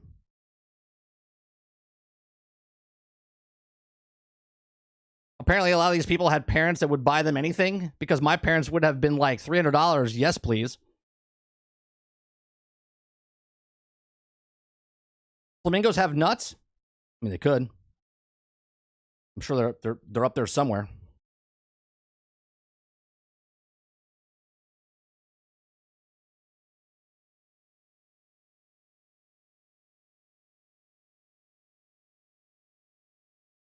Apparently I come up from a different upbringing where my parents worked 2 jobs so they could pay for stuff.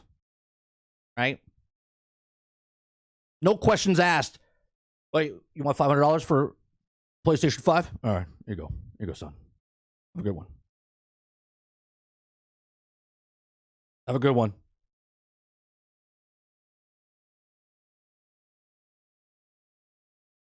By 2025, the Series S will probably be $199. I'll do one better, Mo. Are you ready? By 2025, Xbox will have that cloud-based thing. Okay? Where you can hook up to your, like, the Google Chrome. That little box that was sitting on behind Phil Spencer's head. And that'll be out in the market. It'll be less than $100. And that will be able to run the games.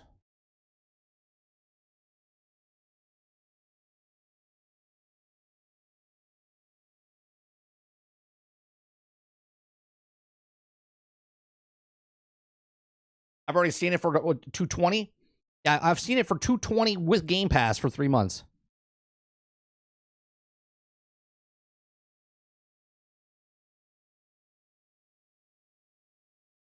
See, I personally don't care how many consoles Microsoft sells or PlayStation sells. I don't give a shit. Has nothing to do with me.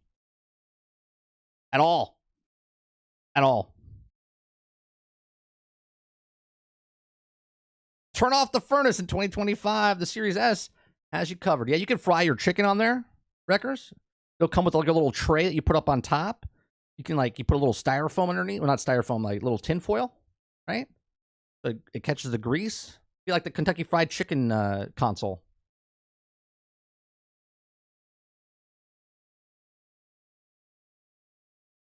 I had to buy all my own shit growing up. I wouldn't borrow my old brother's Nintendo system when it was gone. I got a job, 15 to pay for my own gaming activities. Because it's your motivation, right? Your motivation to do that, Mokoki, right?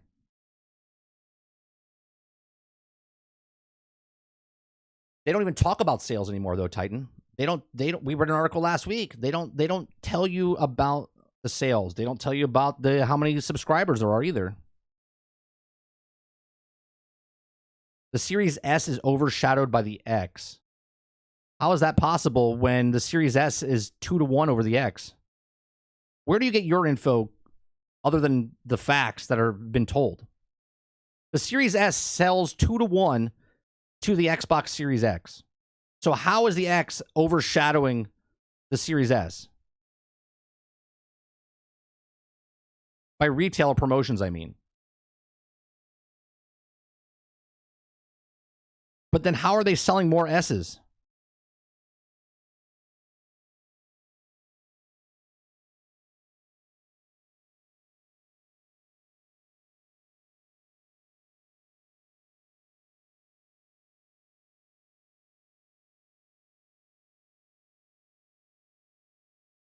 Hold on, let me see.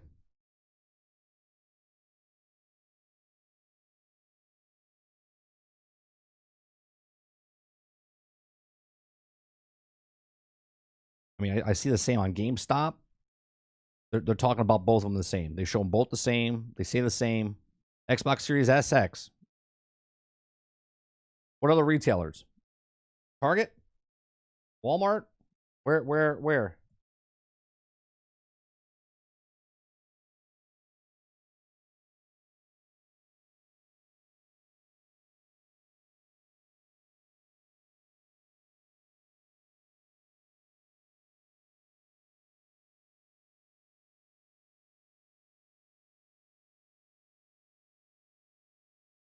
I don't know. Is Series S selling more than X? If you say so?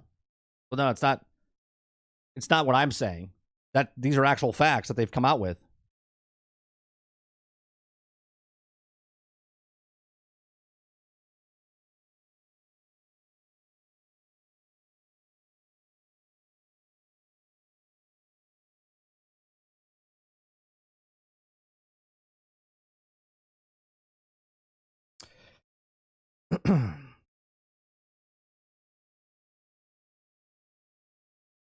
Let's see.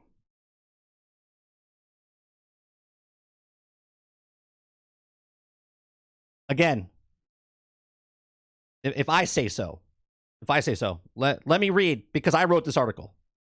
I wrote the article. Okay. Article came out in September 20th. Okay. One of the leaked documents showed that the Series S accounted for 74.8% of sales, with the Series X making up to 25.1%. Thank you very much.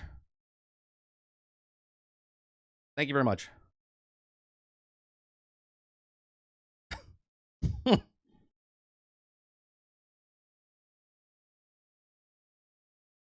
I'm not making up anything. You might go to other streamers and other content creators, and they might be speaking out of their asshole, which maybe, right? Would that be better if I turned that way? Maybe the Series X generates more profit. No, that's also false. The Series S generates more profit. Hence why, okay? Hence why they sell more of the S's. They push the S because it costs less to make.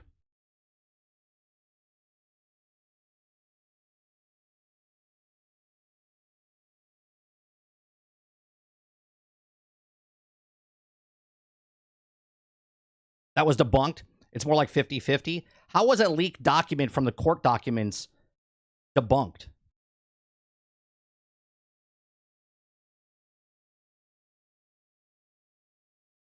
And even if it was 50-50, Mo, Titan's saying that the X is sold more than the Series S.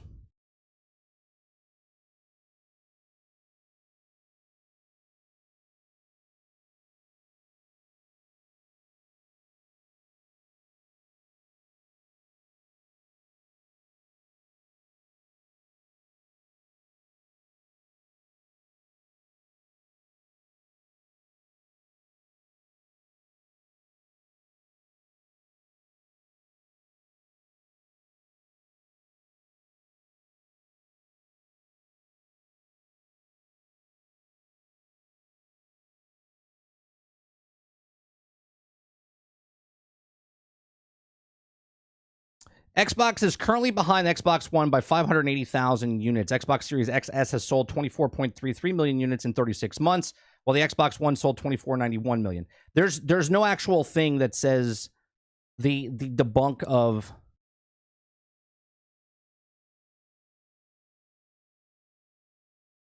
August 8th. August 8th, couldn't connect to the site. Xbox One Series X sold 22.36 million units in 32 months. It's comparing to the Xbox One. And this goes back to the conversation. They don't even tell you what the sales are because they don't care. Hence why the leaked document.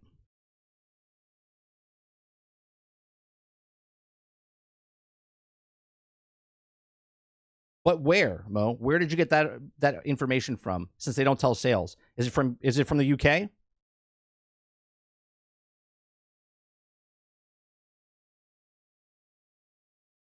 That's my point, Quintar.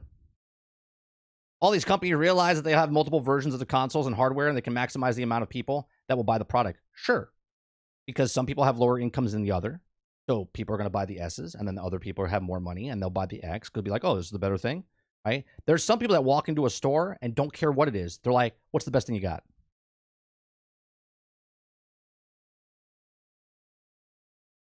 I've seen the article somewhere. All right, well, when you find the article, you put it in the Discord. You message me in Discord, and I'll put it up on stream.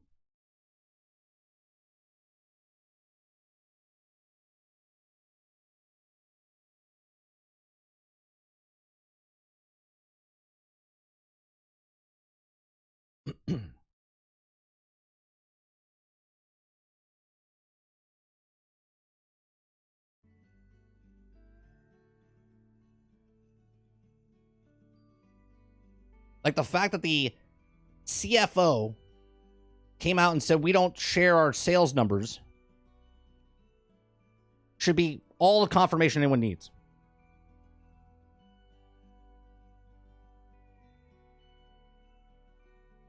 Like, people keep preaching that only 25 million people still have Game Pass. That's because that's the last public number they told us.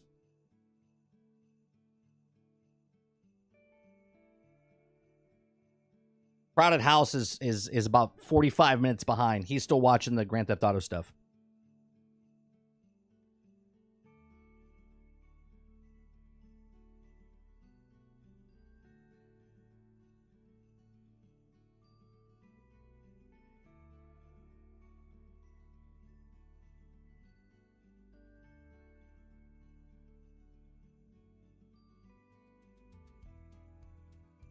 I remember to put the music back on when I'm done talking about the news article. We got three more. Let's talk about the PlayStation thing. Was that last number I thought? It was 18. No, the last number that we got in January last year was 25 million.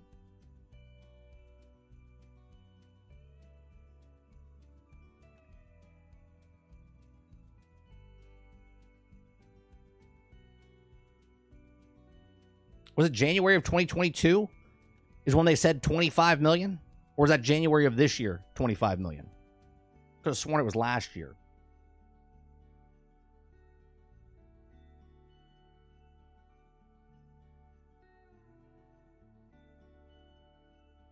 January 18th of 2022. Boom. God damn, my brain's good.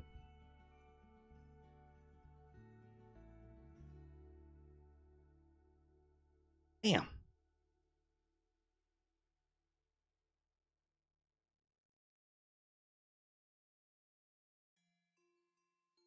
Yeah, so it's almost been 2 years since the last time they said Game Pass.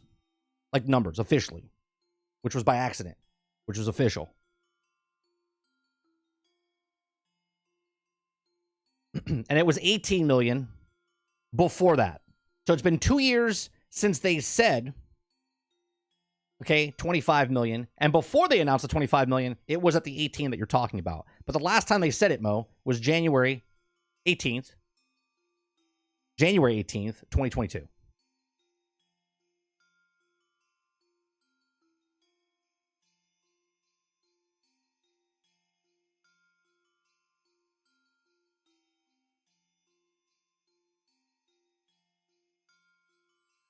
But I love the fact that people still run with that, right?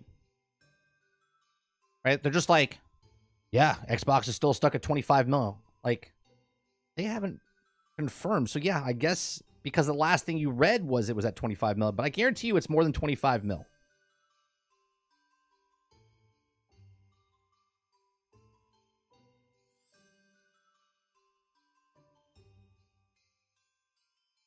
What's the number you think now? I think they raised it up and then it came back down. I would say the average, I'm going to say we're probably closer to 40. And when I say we, I don't mean me and Xbox. I'm saying like Game Pass.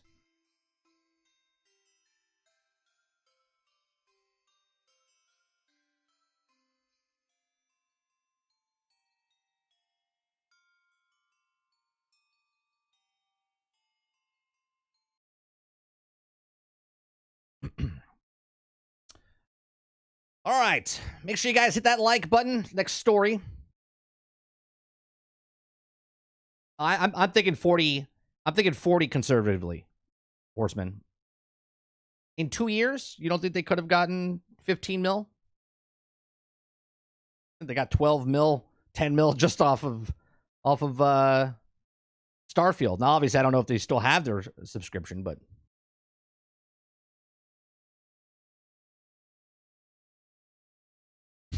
when I say we, never mind. You all know. I don't know if Game Pass numbers are that high. They would have announced it? No, they don't want to announce it. They said they're not announcing stuff. They stop announcing sales numbers. They stop announcing everything because they don't care. What? Here's the thing. Before I even get to this next topic, what does it matter? What does it matter, Makoki, if Game Pass is at 50 mil or if it's at 80 mil? To you, as a consumer, what matters if Game Pass is at 20 mil or it's at 80 mil? Does it matter? If you're just playing games with your buddies and you're both on Xbox and you both have Game Pass and you both can play the games together, does it matter if someone that you don't know has it or doesn't have it? It doesn't. It's none of our business, honestly, how many consoles sell. They used to use that as a driving force for promotion, right? To build up the hype, right? Hence why there was pre-orders. Get your pre-orders in. Go to GameStop. Get your pre-order. Did you pre-order yet? Gotta get your pre-order. If you don't pre-order, you might not have a game when it comes day one. We have a couple copies left, but you gotta pre-order. Okay? That's just to show you that there's people interested in the game. Yeah, okay, I'll pre-order, right? So they knew how many games to ship to a certain place because it was ridiculous if they would send 1,000 copies to one location and it sold 2 copies. So they wanted to know how many copies are we getting at this location, right? Dude, we're selling out. You might want to pre-order. They don't care now. It doesn't matter if they tell you there's 100 million people or if there's 10 million people. You're going to play regardless if you're interested. I would argue that one of the things they do care about is Game Pass. The announcement wouldn't be for the consumer, but the developers in this industry, so they can use the high number as a selling point. They're selling the game based on, they're going, how many copies do you think you'll sell? And the developer goes, I think we're going to sell 500,000. We're going to sell 2 million. Okay, 2 million. So if we give you the money up front for 2 million copies, are we cool? Sure. Great. Why would it matter if the developer is sitting there going, well, we could sell 10 million copies, or we could roll the dice and go on Game Pass. They're like, how many do you sell? How many do you want to sell? Well, the budget costs this much. We would like to sell this much. Okay. You're on PlayStation, you're on Switch, you're on PC. We'll give you this money up front, and it'll also sell on Xbox as well. Okay, we'll take it up front.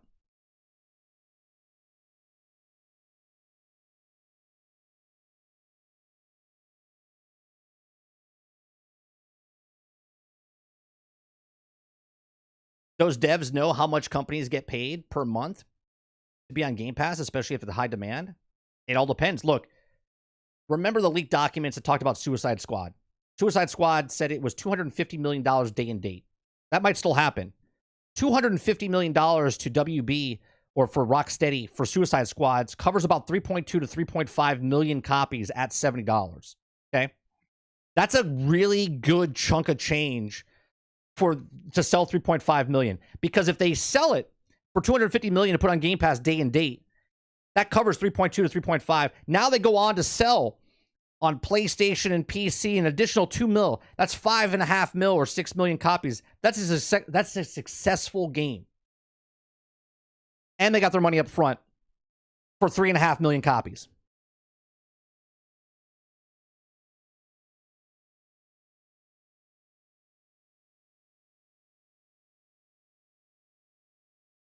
I was sold on it before I played it, Travis. I didn't need to sell myself again when I was playing it. I was sold on it based on Rocksteady, based on the stories they do for their games.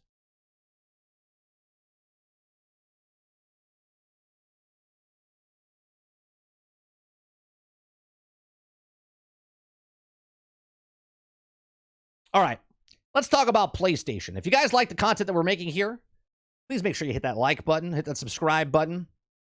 Okay? It helps us out. We're a small channel. We're trying to hit 2,000 subscribers. So if you're watching this and after the fact, and you're like, you know what, I'm gonna let this guy hit his 2,000 goal before the end of the year, I appreciate it. If not, see you later. Okay? So PlayStation is deleting TV shows players paid for, and thanks to Warner Brothers. So articles written by Paul Tassi from Forbes. He says, while the promise of all digital streaming-based future felt like it was had a lot of benefits, and now it's starting to crumble a bit, it's now the worst-case scenario is happening over on PlayStation. Sony has announced that certain TV shows and players may have bought through PlayStation will be deleted from their libraries, and yes, shows you paid for, just deleted. Which shows? That would be Discovery TV shows that are also a culprit, yet again.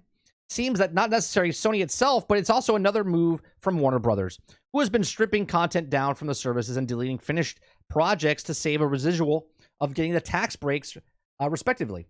Here's what Sony is making or saying about what happened to Kotaku. It says, quote, due to our contact licensing argument with content providers, you will no longer be able to watch any of your previous purchased Discovery content, and content will be removed from your video library. Warner Brothers recently merged Discover and HBO Max into Max, one of the worst rebrands of the industry, and there's no doubt that's something to do with the move of the expiration alteration of some sort of licensing deal with PlayStation.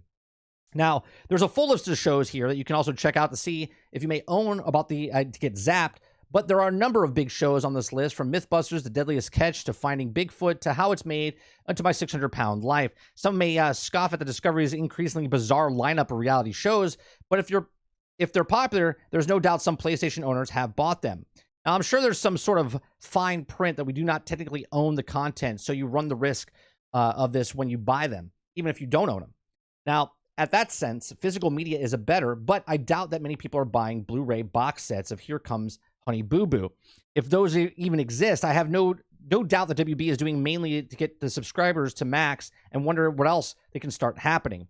It has a few hundred seasons of shows, from what I can tell, thousands of episodes wild. This is what happened at the end of the year when it saw sort of deal expires, December 31st, 2023. It's unclear if Sony could be blamed for some of this, but it's also possible that WB was just asking for a big license bill to be renewed. But plenty of people are going to be mad that them over this and making this just twice about purchasing digital content from PlayStation in the future. That's for sure. This is straight up theft. Okay, this is straight up theft, and I'm not blaming Sony, but I'm blaming the industry as a whole. It doesn't matter if it's Warner Brothers, doesn't matter if it's Microsoft, doesn't matter if it's Fox or Disney, PlayStation. This is going to happen more and more because you do not own the license of a digital copy. And if you purchased it and you own the thing, but they decide to shut down the server where you're watching that thing that it's on, they're like, yeah, you know what? There's not enough people watching Scooby-Doo Mystery Machine, even though you paid for the box set digital, and they want to take it down. Now, I'm not saying the Scooby-Doo is going bye-bye. What I'm saying is, doesn't matter what service, if that company decides to shut down the server that your stuff that you bought is on, goodbye, see you later. And you have to constantly keep paying a subscription model to keep your stuff on there. So now you're not even, you're buying it, your purchase. It says, thank you for your purchase. You paid $23 to own the digital copy of the thing, and then you don't own it. This is a bunch of bullshit, okay? They don't want people to piracy their videos because they're losing money. But yet now you're allowed to buy it, and then they're allowed to take it from you. And then isn't that the same? So as a person, if I had to buy a digital copy or rent a digital copy or pirate a digital copy, most people that know what they're doing will probably pirate it because there's no other reason and benefit of you buying the thing and giving the company money to support the company because they're just going to pull it from you regardless if you own it or not.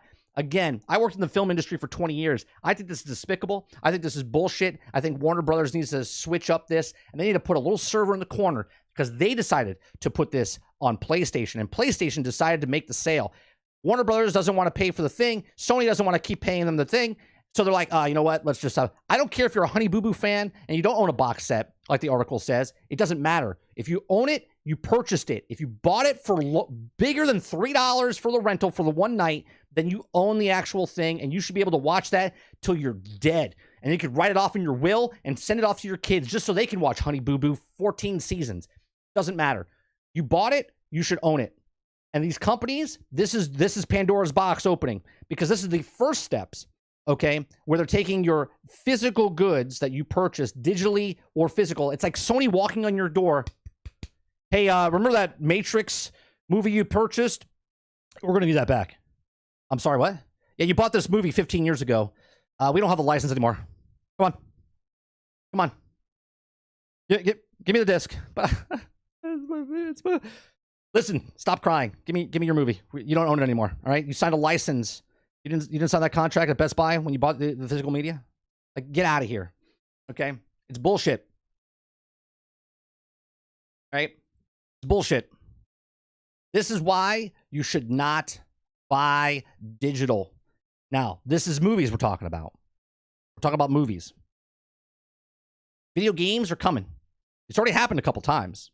Battleborn, which is a single-player game with multiplayer aspect of it, was always online, and they decided they didn't want it anymore.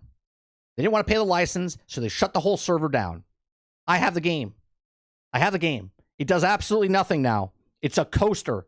It's a frisbee. It's whatever you want. I can make it like an ornament so it spins so the light shines off of it. That's all it does. It doesn't do anything anymore. But I bought it. Full price. Okay? Can't play it. Bullshit. Okay? It doesn't matter if it's physical. It doesn't matter if it's digital. You don't own anything. So I can still go play Skyrim. I can still go play all the other games on my 360 or the Xbox One that didn't need online access. Okay? I can still play those things. Look at what Bungie did. You cannot play Destiny 2. The beginning of Destiny 2, you cannot play.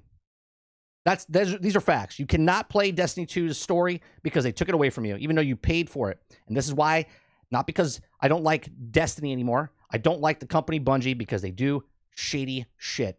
You took something away from me. I can still play Destiny 1.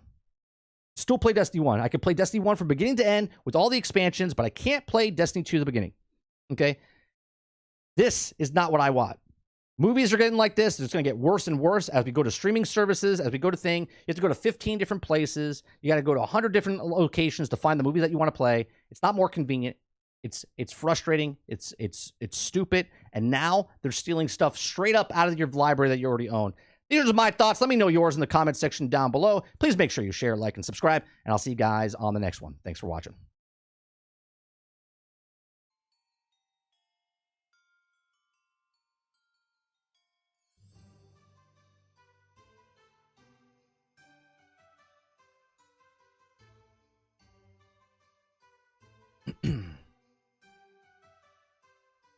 Let's see.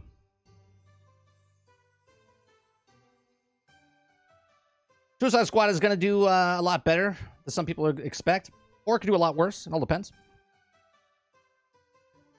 At the end of the day, Travis, if you buy the game, and let's say the game sucks, but you like it, enjoy.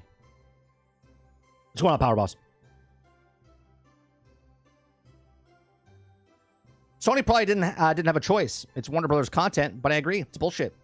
I don't care who's.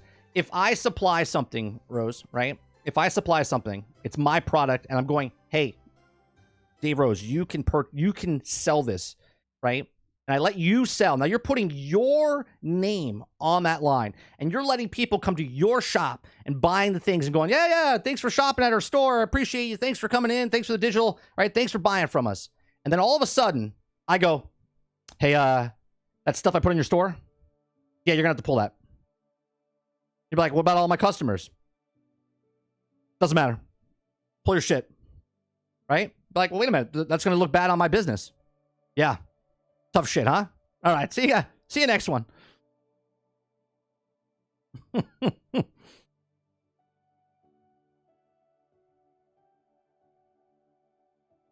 you think we have a lot more digital media, especially shows and movies, being removed now that the writers, actors come to new agreements regards to streaming content? Deadly, it's because I'm standing. I feel like a brand new person. I got a standing desk. I can move. I can talk with my hands and stuff. I'm an Irish Italian. I need to. Like, I found my legs are planted, right? We'll see how long I can do this. If I get tired, I can move the desk back down, but I feel good.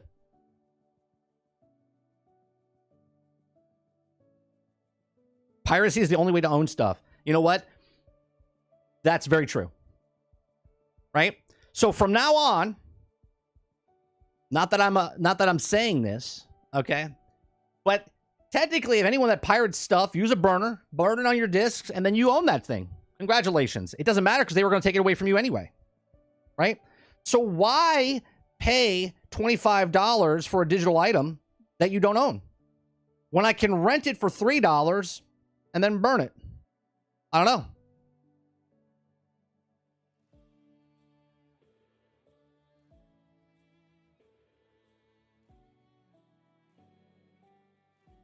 PlayStation will compensate the voucher if your content gets pulled. Good faith. You think so?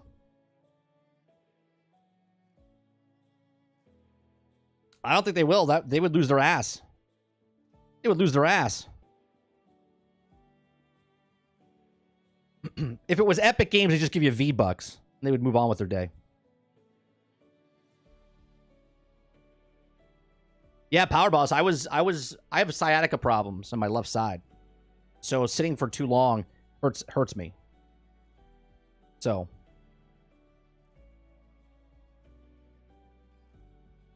Crowded House says, how fucked up is it when you pay for a game and download it? You can't play it until you agree to a TSA. And you can't return it either because you downloaded it. Yeah. Didn't even think about that, Crowded.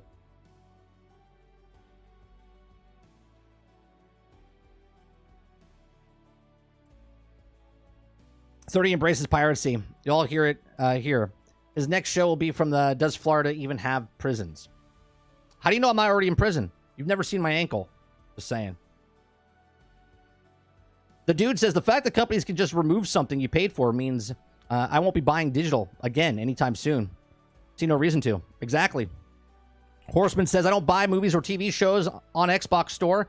Couldn't imagine having a media content locked on the platform, although it's not sure you can also download the PC through Microsoft Store.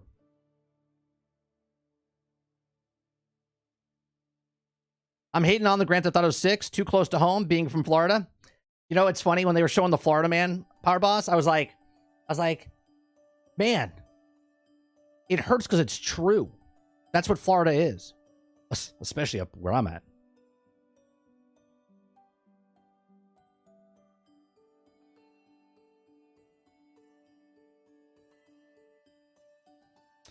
Are you going to play Avatar when it comes out tomorrow? I don't know. I don't know, Travis. And here's my input on it, right? I'm playing games that I'm enjoying right now. Like, I'm enjoying Lord of the Rings, Return to Moria. Avatar comes out, and I probably should, so I can cover it and whatnot. But there's so many updates. Like, I have to go back to Division 2, right, to play each of the weeks that came out. I have to, there's an update for DC Universe Online that I want to check out. Fortnite just got the update that I want to check out for the Lego thing that comes out on the 7th. So there's like a bunch of different things that are coming out that, like, I only have Monday through Wednesday night that I play different video games, and Thursday we do the podcast. I don't stream during the day. So I have a finite amount of time to play. And yes, I'm not buying the game. I'm going to be playing it through Ubisoft Plus for the 1 month. But I just don't know if I have time to play it and give it its, like, what I should put into it. So I might not play it day one. I might wait to hear if it's got really good stuff happening, and then maybe I'll pick it up and play it. Maybe I'll play it off stream and just have content, you know, on the weekends. I don't know.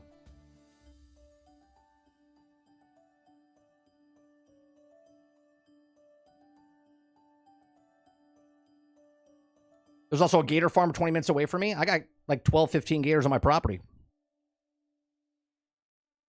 We got one giant mom, about 12, 13 feet. And then we got a bunch of smaller ones.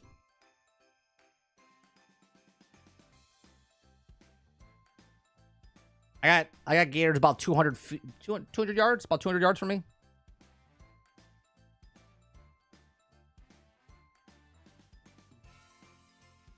Sounds good, Stealth.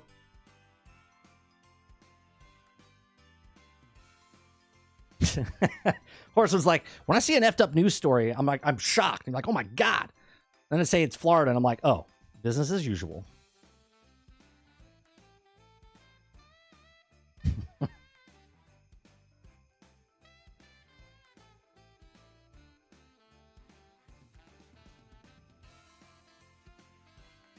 All right, I got two more stories. I want to go over. This one's a short one. I am interested in this, though, because my son's interested in Legos, and he heard that the Lego Fortnite thing was happening. He's like, what is that? And I said, I don't know if it's just Legos doing Battle Royale or if it's something. I hear it's a survival game, so, but that's not what the impressive part is, right? That's not what the impressive part is. Hello, everybody, and welcome back to another episode of 30NSG. On today's show, we're going to be talking about Fortnite is adding a Lego-themed survival crafting mode that includes Lego versions of over 1,200 pre-existing skins. So let's get to it. This article comes from PC Gamer. So in addition to Fortnite's transition to the 5th chapter, Epic has revealed a collaboration with LEGO to introduce a new LEGO-themed survival crafting mode for the long-running Battle Royale, including minifig versions of many pre-existing skins coming December 7th. Details are sparse on what LEGO Fortnite actually entails. The LEGO website describes this separate game, but my guess is that it would cover it on Fortnite's launcher. You can view the minifigs versions of the skins in-game already, but they're not usable in Fortnite's Battle Royale mode. The LEGO frequently asked questions advised to expect more details with the game's launch on December 7th and describes the LEGO's Fortnite as the ultimate surviving crafting adventure. Now, the special LEGO Fortnite skins, meanwhile, are pretty impressive, full of minifig creations of over 1,200 skins already in Fortnite, with more promised on the way. Now, you might have imagined, presenting your skin into a simplified minifig form of easier than making it a new one altogether, but it's still impressive. Lift of Epic's art team, all the same. You have imagined that this is all also seen accompanied physical Lego tie set in-game coming to storage shelves. Now, Digital Trends cited that Fortnite is having around 1,600 skins total in June of this year, so Epic is mighty close to having the entire library of Legoized edition of getting new skins into mode. Epic has also stated that some Lego skins will see revisions of the added detail as time goes on. Meanwhile, we don't have to wait long to find out which new Lego-themed mode entails.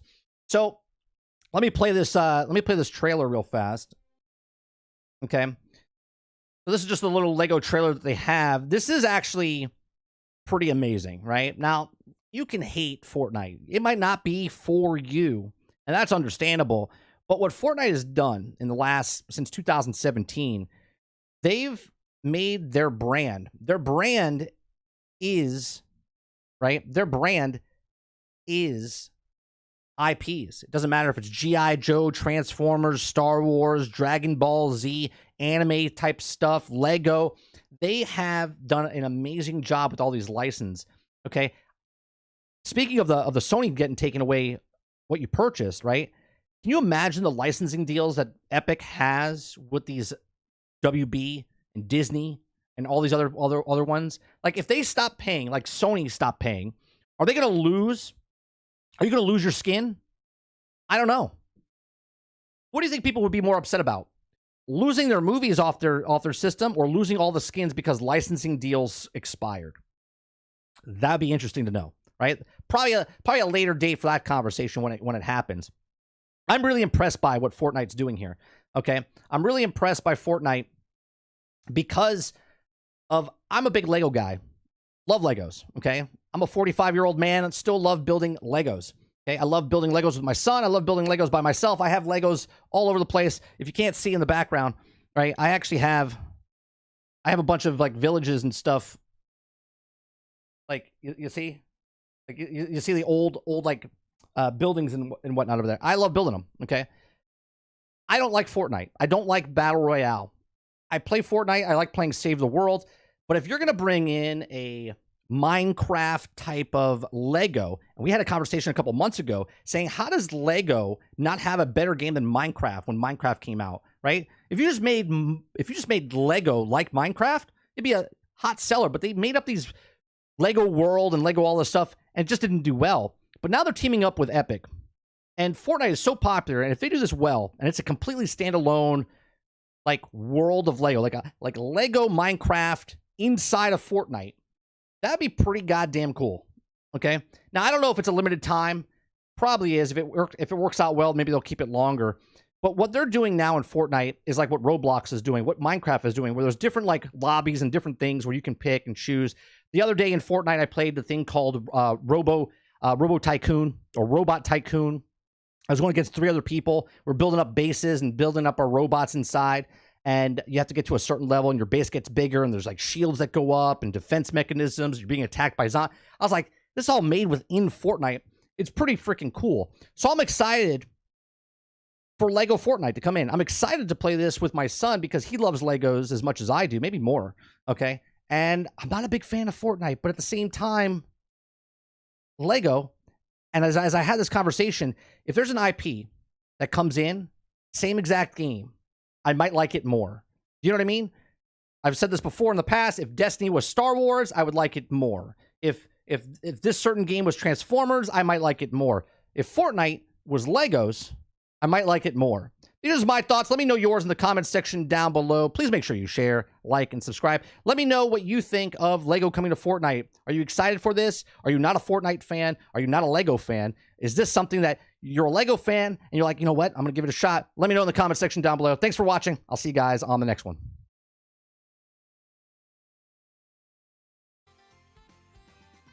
It's pretty impressive that 1,200 skins that they already have in the game. I can't imagine this being a couple of months and that's it, right? They put the time in to make 1,200 skins. 1,200 skins that are already in the game into Lego format. That's impressive.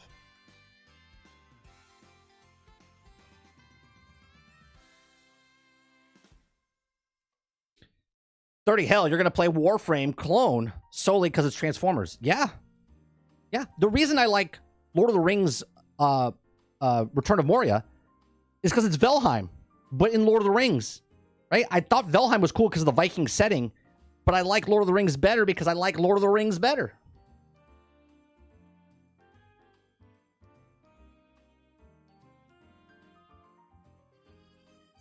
I know, right? The fact that they're not recharging people for those skins is mind-blowing to me. That's another thing, right? Is that a goodwill of like, hey, look, we're not charging you for these skins? Like all the skins that I have right now, I have like the Mando skin. I have a couple of Star Wars skins, Marvel skins. Are those all going to come in as a Lego character? That's pretty cool.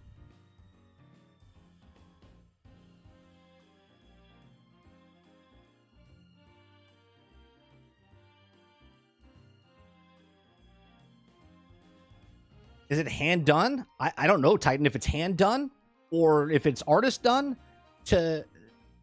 Regardless, it's crazy that they've done it.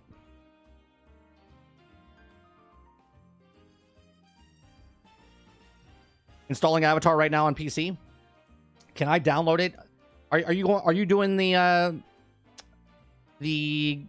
Ubisoft Plus stealth?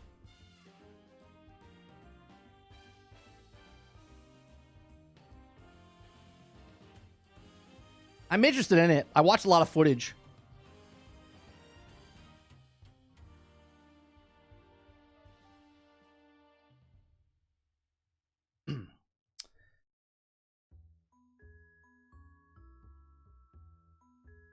If you look at the event they had with Eminem, it shows you what it looks like, and it looks really good. Oh, let me get the trailer of what they did for Lego. Hold on. I know what you're talking about. The beginning of Fortnite when you load up.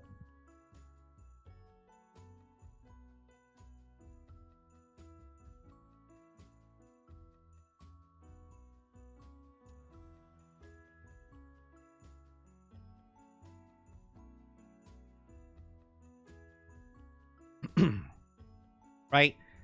They literally made the multiverse. They made the multiverse inside this game, and all of a sudden he gets transformed.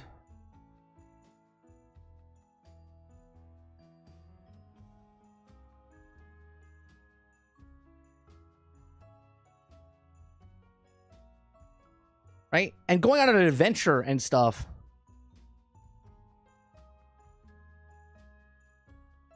It's like, is that our first person view? Right? Look, they're doing a better job of building Legos than the actual Lego game. If they get the building down in this, it's going to be impressive. And I look at it even further than this. Like, oh, look, it's like an MMO, right? Survival MMO. You're going to be fighting different creatures. You're going across the map. Look at this map. Different biomes, just like the regular map. Like little dungeons and little exploration stuff. If I could just play this with my son without getting ganked by PvP and stuff. Looks like you could build towns and villages. Maybe go on some quests.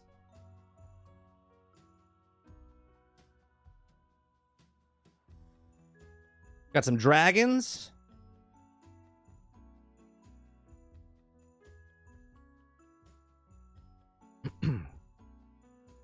Yeah, maybe.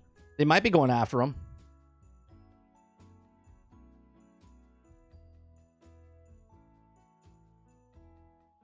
It looks good. Looks good.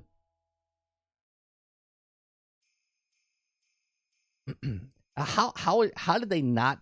How did it take this long? Stealth. I mean, I hope it does good for Fortnite. I do. I hope it's like. You know, the worst thing about Fortnite is that I would hate to say like the browser is Fortnite. You know what I mean? Like I would hate to go like I'm going into the meta. No, I'm going into Fortnite, and everyone's like, "Oh, you're playing the battle royale." You're like, "No, no, no. I'm going into Fortnite, and I'm playing the Lego game." You're like, "So wait, you're playing Legos into Fortnite?" Fortnite's just a launcher, right? That's basically what Fortnite's going to become. They're doing the racing game like Rocket League races, right? They're doing a rhythm game like the Guitar Hero or whatever Rock Band, and then they're doing the survival. Like, how do you? They're basically just the browser. You're using the Fortnite browser to get into what game modes you want to play.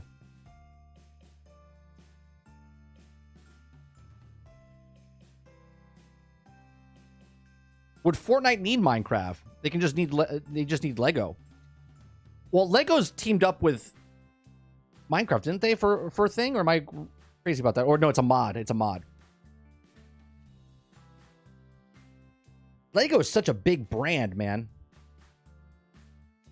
I think Fortnite and Lego go hand to hand.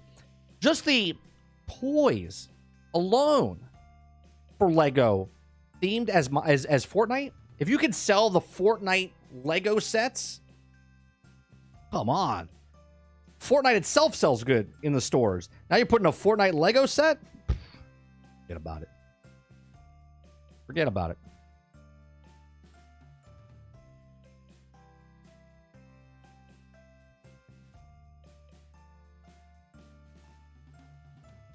It'd be interesting, Jesse. It'd be interesting if they do it.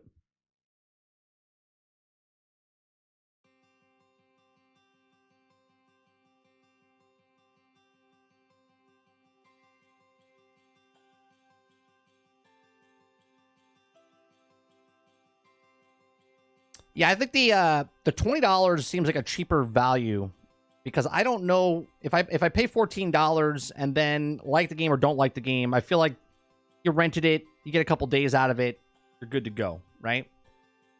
Where if you pay $70 and you don't like it, then you're screwed. You're out $70. But if you like the game, you want to buy it, then you're basically above $20, right? So you paid $90 for the game. I'm sure they give you a discount, though, right? Probably give you like a 15% discount.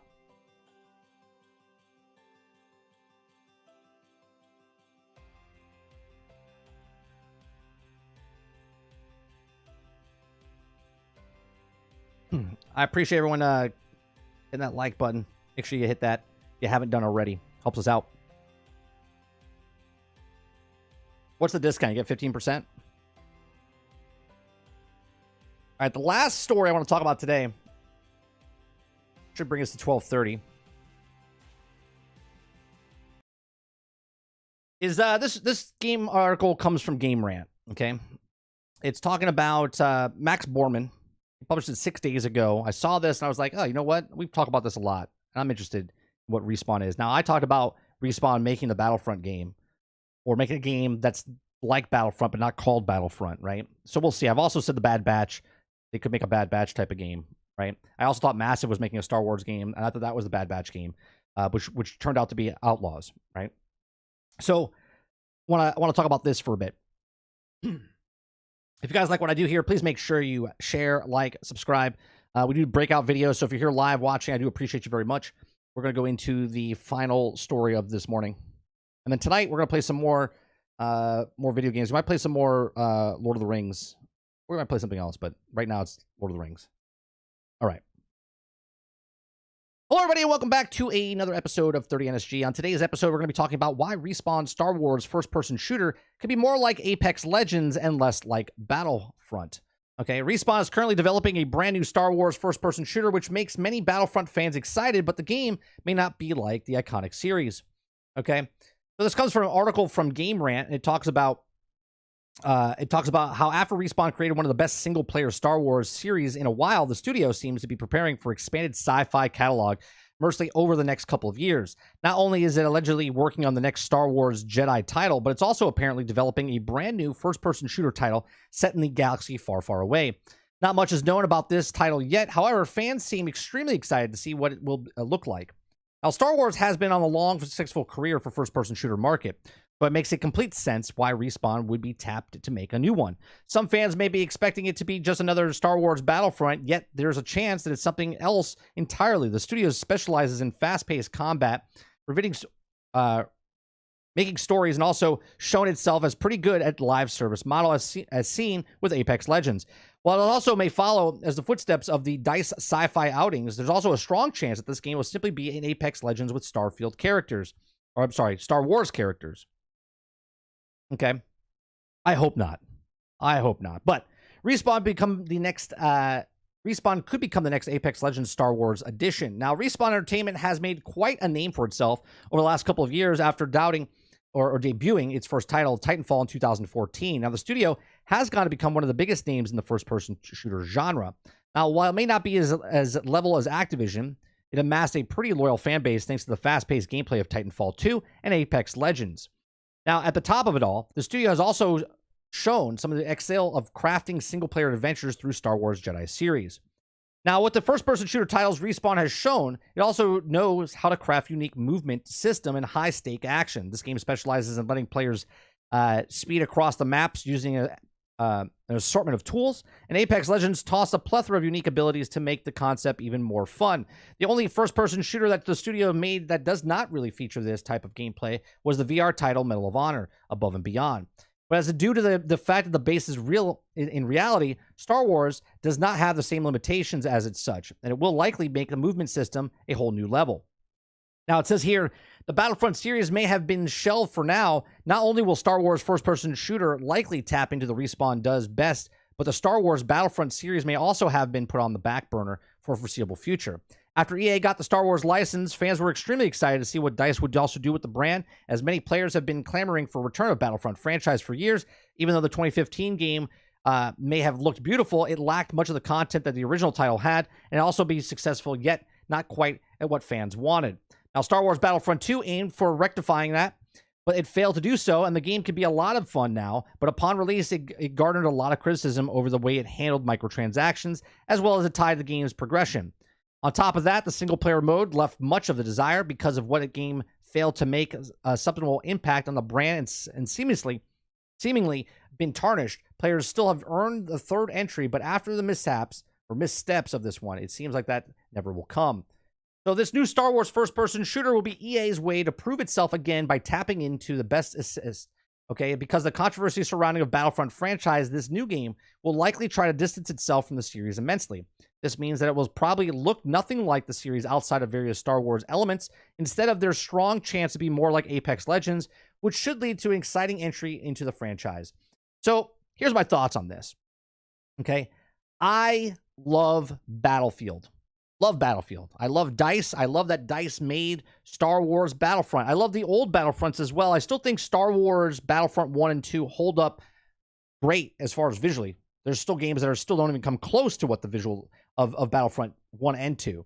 Now, Battlefront 2, in my opinion, was almost the perfect game. It was missing Galactic Conquest, and if Battlefront 3, whenever it comes, it has Galactic Conquest, I think that'd be have everything Battlefront 2 had, minus the microtransactions, and then Galactic Conquest, and you have a good game here.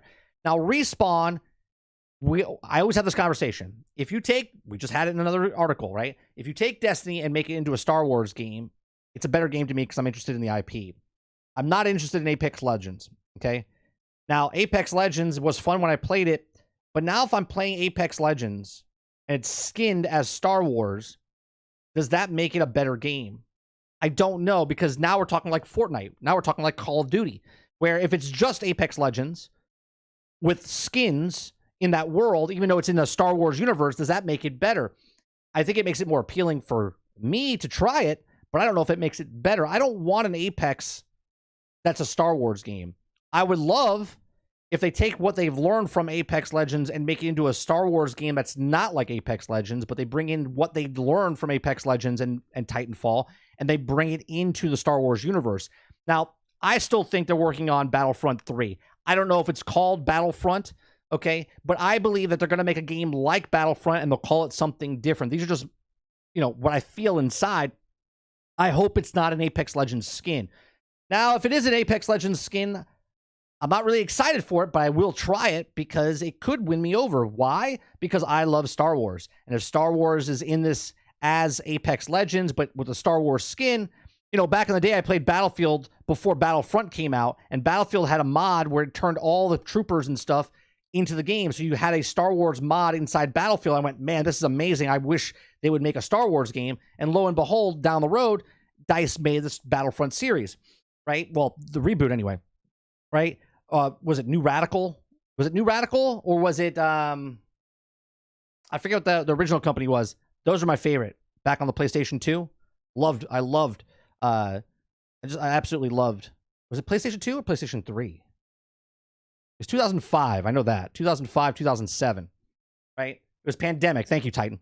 I absolutely love those games. I think those did it right. The Galactic Conquest was phenomenal. Okay?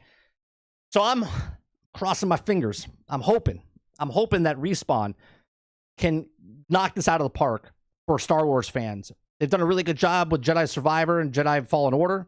Okay? Love that series. I'm looking forward to the Jedi Survivor 2 or Jedi Fallen Order 3, whatever you want to call it. I'm really looking forward, and I'm excited what Respawn can do. I just hope they just don't phone it in and make it an Apex Legends Star Wars. You know what I'm saying? These are my thoughts. Let me know yours in the comments section down below. Please make sure you share, like, and subscribe. Again, in the comments section, let me know, do you want Respawn to make Apex Legends Star Wars, or do you want them to make a Battlefront 3? Let me know in the comments section. Thanks for watching. I'll see you guys in the next one.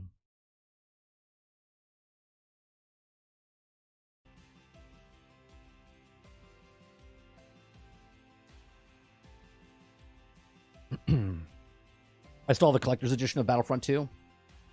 Travis says it's also need a Lord of the Rings Conquest remake. Ah, that would be good. That'd be good.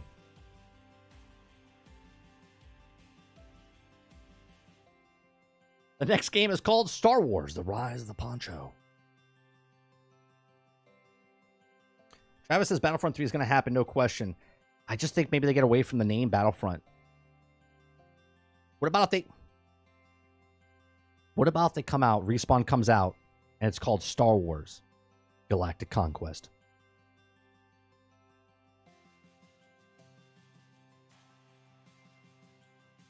When you say more like Titanfall and not Apex, Paul, are you talking about getting into mechs and stuff like that? Or what would be the counterproductive of mechs in Titanfall? Or you just mean like the gameplay?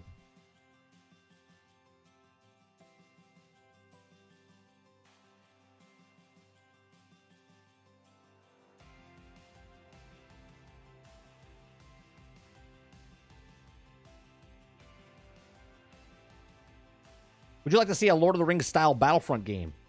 That would be cool. It would be melee based. That might be interesting. I mean, there's games out there that we played online or on stream. There's Warfare. What the hell was it called? I forget what the game was called. It was like Warhaven. I think it was Warhaven. I could see something like that happening.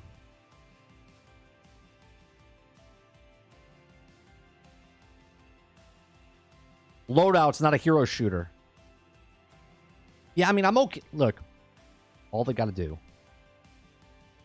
I want to make a brand new studio. Okay, you give me the GI Joe, Transformers, and Star Wars IPs. We got you. We got you. Okay, we'll make the GI Joe Battlefield. We'll make the Transformer game that you want, and then we'll also make the Star Wars game that should be.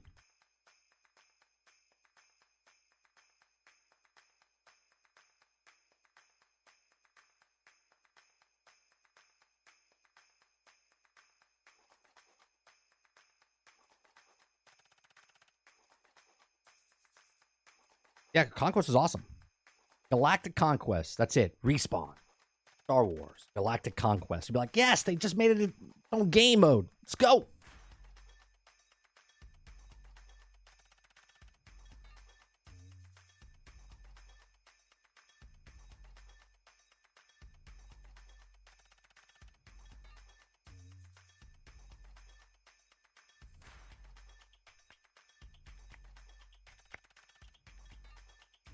I might have to... I just noticed the fan there. Might have to crop that out a little bit more.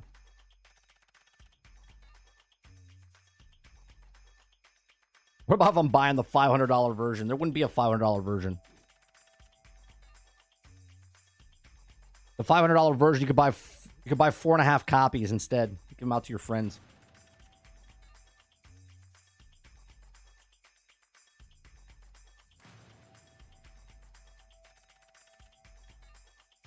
Is the music too loud? Might be a little too loud.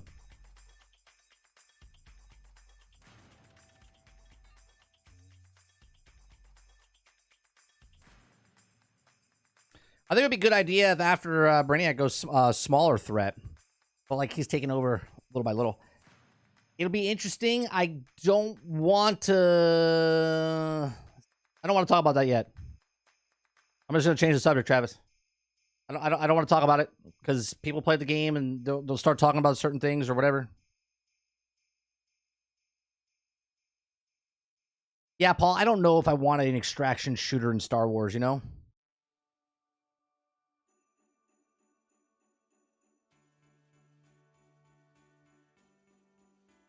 Sometimes I just, like, even though I say, like, the game, take Battlefront, I'm sorry, you take yeah, you take Battlefield and make it G.I. Joe. Is it a better game? I think it could be, right? If you take a Star Wars game and like Destiny and then make it into Star Wars, is it a better game if it's the exact same game? I think it is for me because you're interested. If they take Apex Legends or they take Tarkov and you're like bounty hunters going in and trying to get a device out, does that make it a better game? I don't know. I mean, it interests the Star Wars fans, but then the game, is it a good game? Does it thematically fit into that world?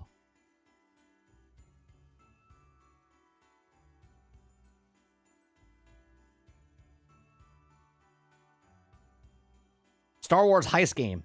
Payday co-op game. Yeah, the heist, it was like a Payday, but you make Payday into Star Wars, and you're like smugglers, and you're trying to get out. It takes place in the Star Wars. I think what people want in Star Wars, though, is they want to live in the world of Star Wars.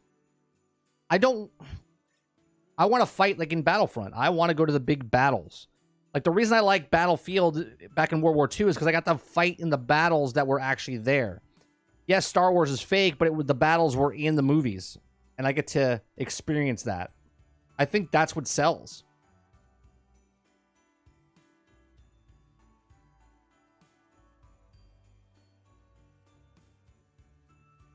Like, you could make so many IPs based off of just the Battlefield series. You could do a Transformers. You could do a Star Wars. You could do a Marvels. How cool would that be? That's like a Heroes type of shooter, but you're superheroes. You're doing the Secret Invasion battle. You know what I mean? They could do that in Fortnite. Fortnite could do that. They have so many Marvel characters in there. You could literally do the multiverse battle right there. You do Gundam in Battlefront? Yeah, you could do so many things.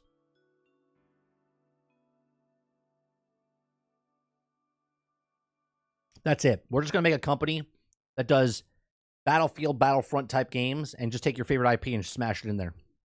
Not mods.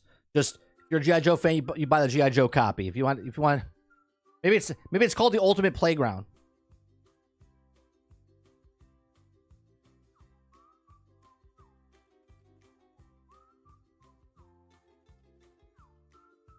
Oh, that's interesting, Eclipse. Instead of zombies, you're going up against just waves and waves of the separatists or waves of the Empire.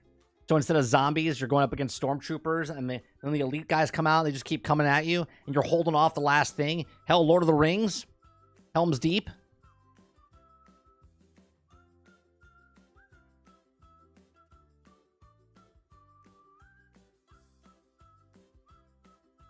Like, how are these not? How does someone not pitch that? They're like, yeah, let's go with Gollum. I think people would like Gollum. You don't want to do a massive scale battle? No. I want to do a guy that nobody cares about. Like a puzzle game.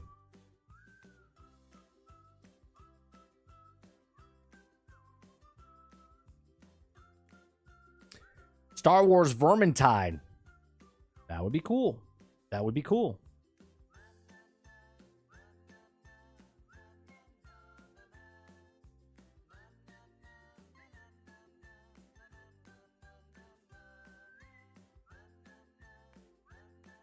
What time is it? Got a couple minutes. All right, I got a hard out at 12:30. I got to go help my my brother-in-law today. So, Stealth says, why 69 when you can 919 GTA possible release date September 19th, 2025? Why 691? Well, that could also be like June. Be June 9th. Or it could be... I have no idea.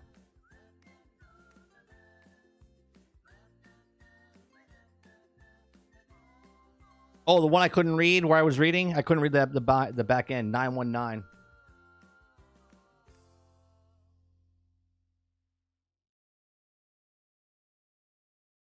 What about if it's... when it says why 69? Why June 9th? when we can be January 9th. Huh? How about that?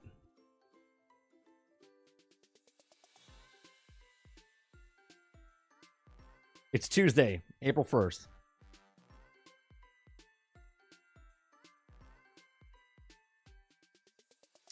Yeah, I think it's off the club. There's a club in Miami. I forget what it's called. I think it's called 11. I forget. It's a big club out there. It's like Club 11 or 611. I forget what it's called.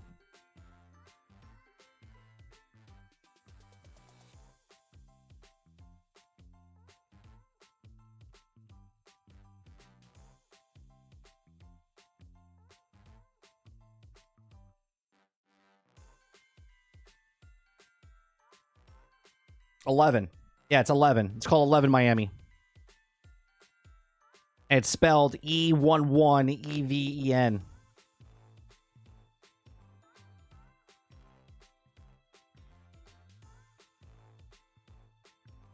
That might be a nod to that, right?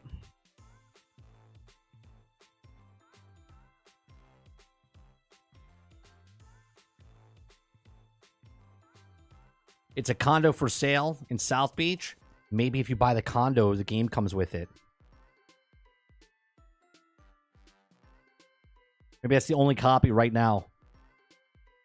Maybe that's what it is.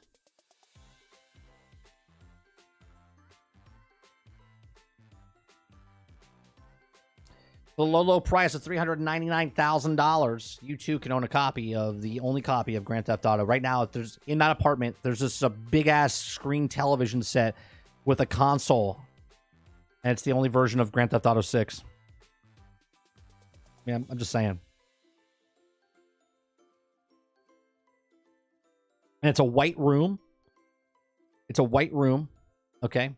And there's furniture. It's all white. Everything's white. And then there's a hidden number somewhere in that white room that tells you the date. It's white on white, so you got to find it. Just saying. That's what I heard. What I heard.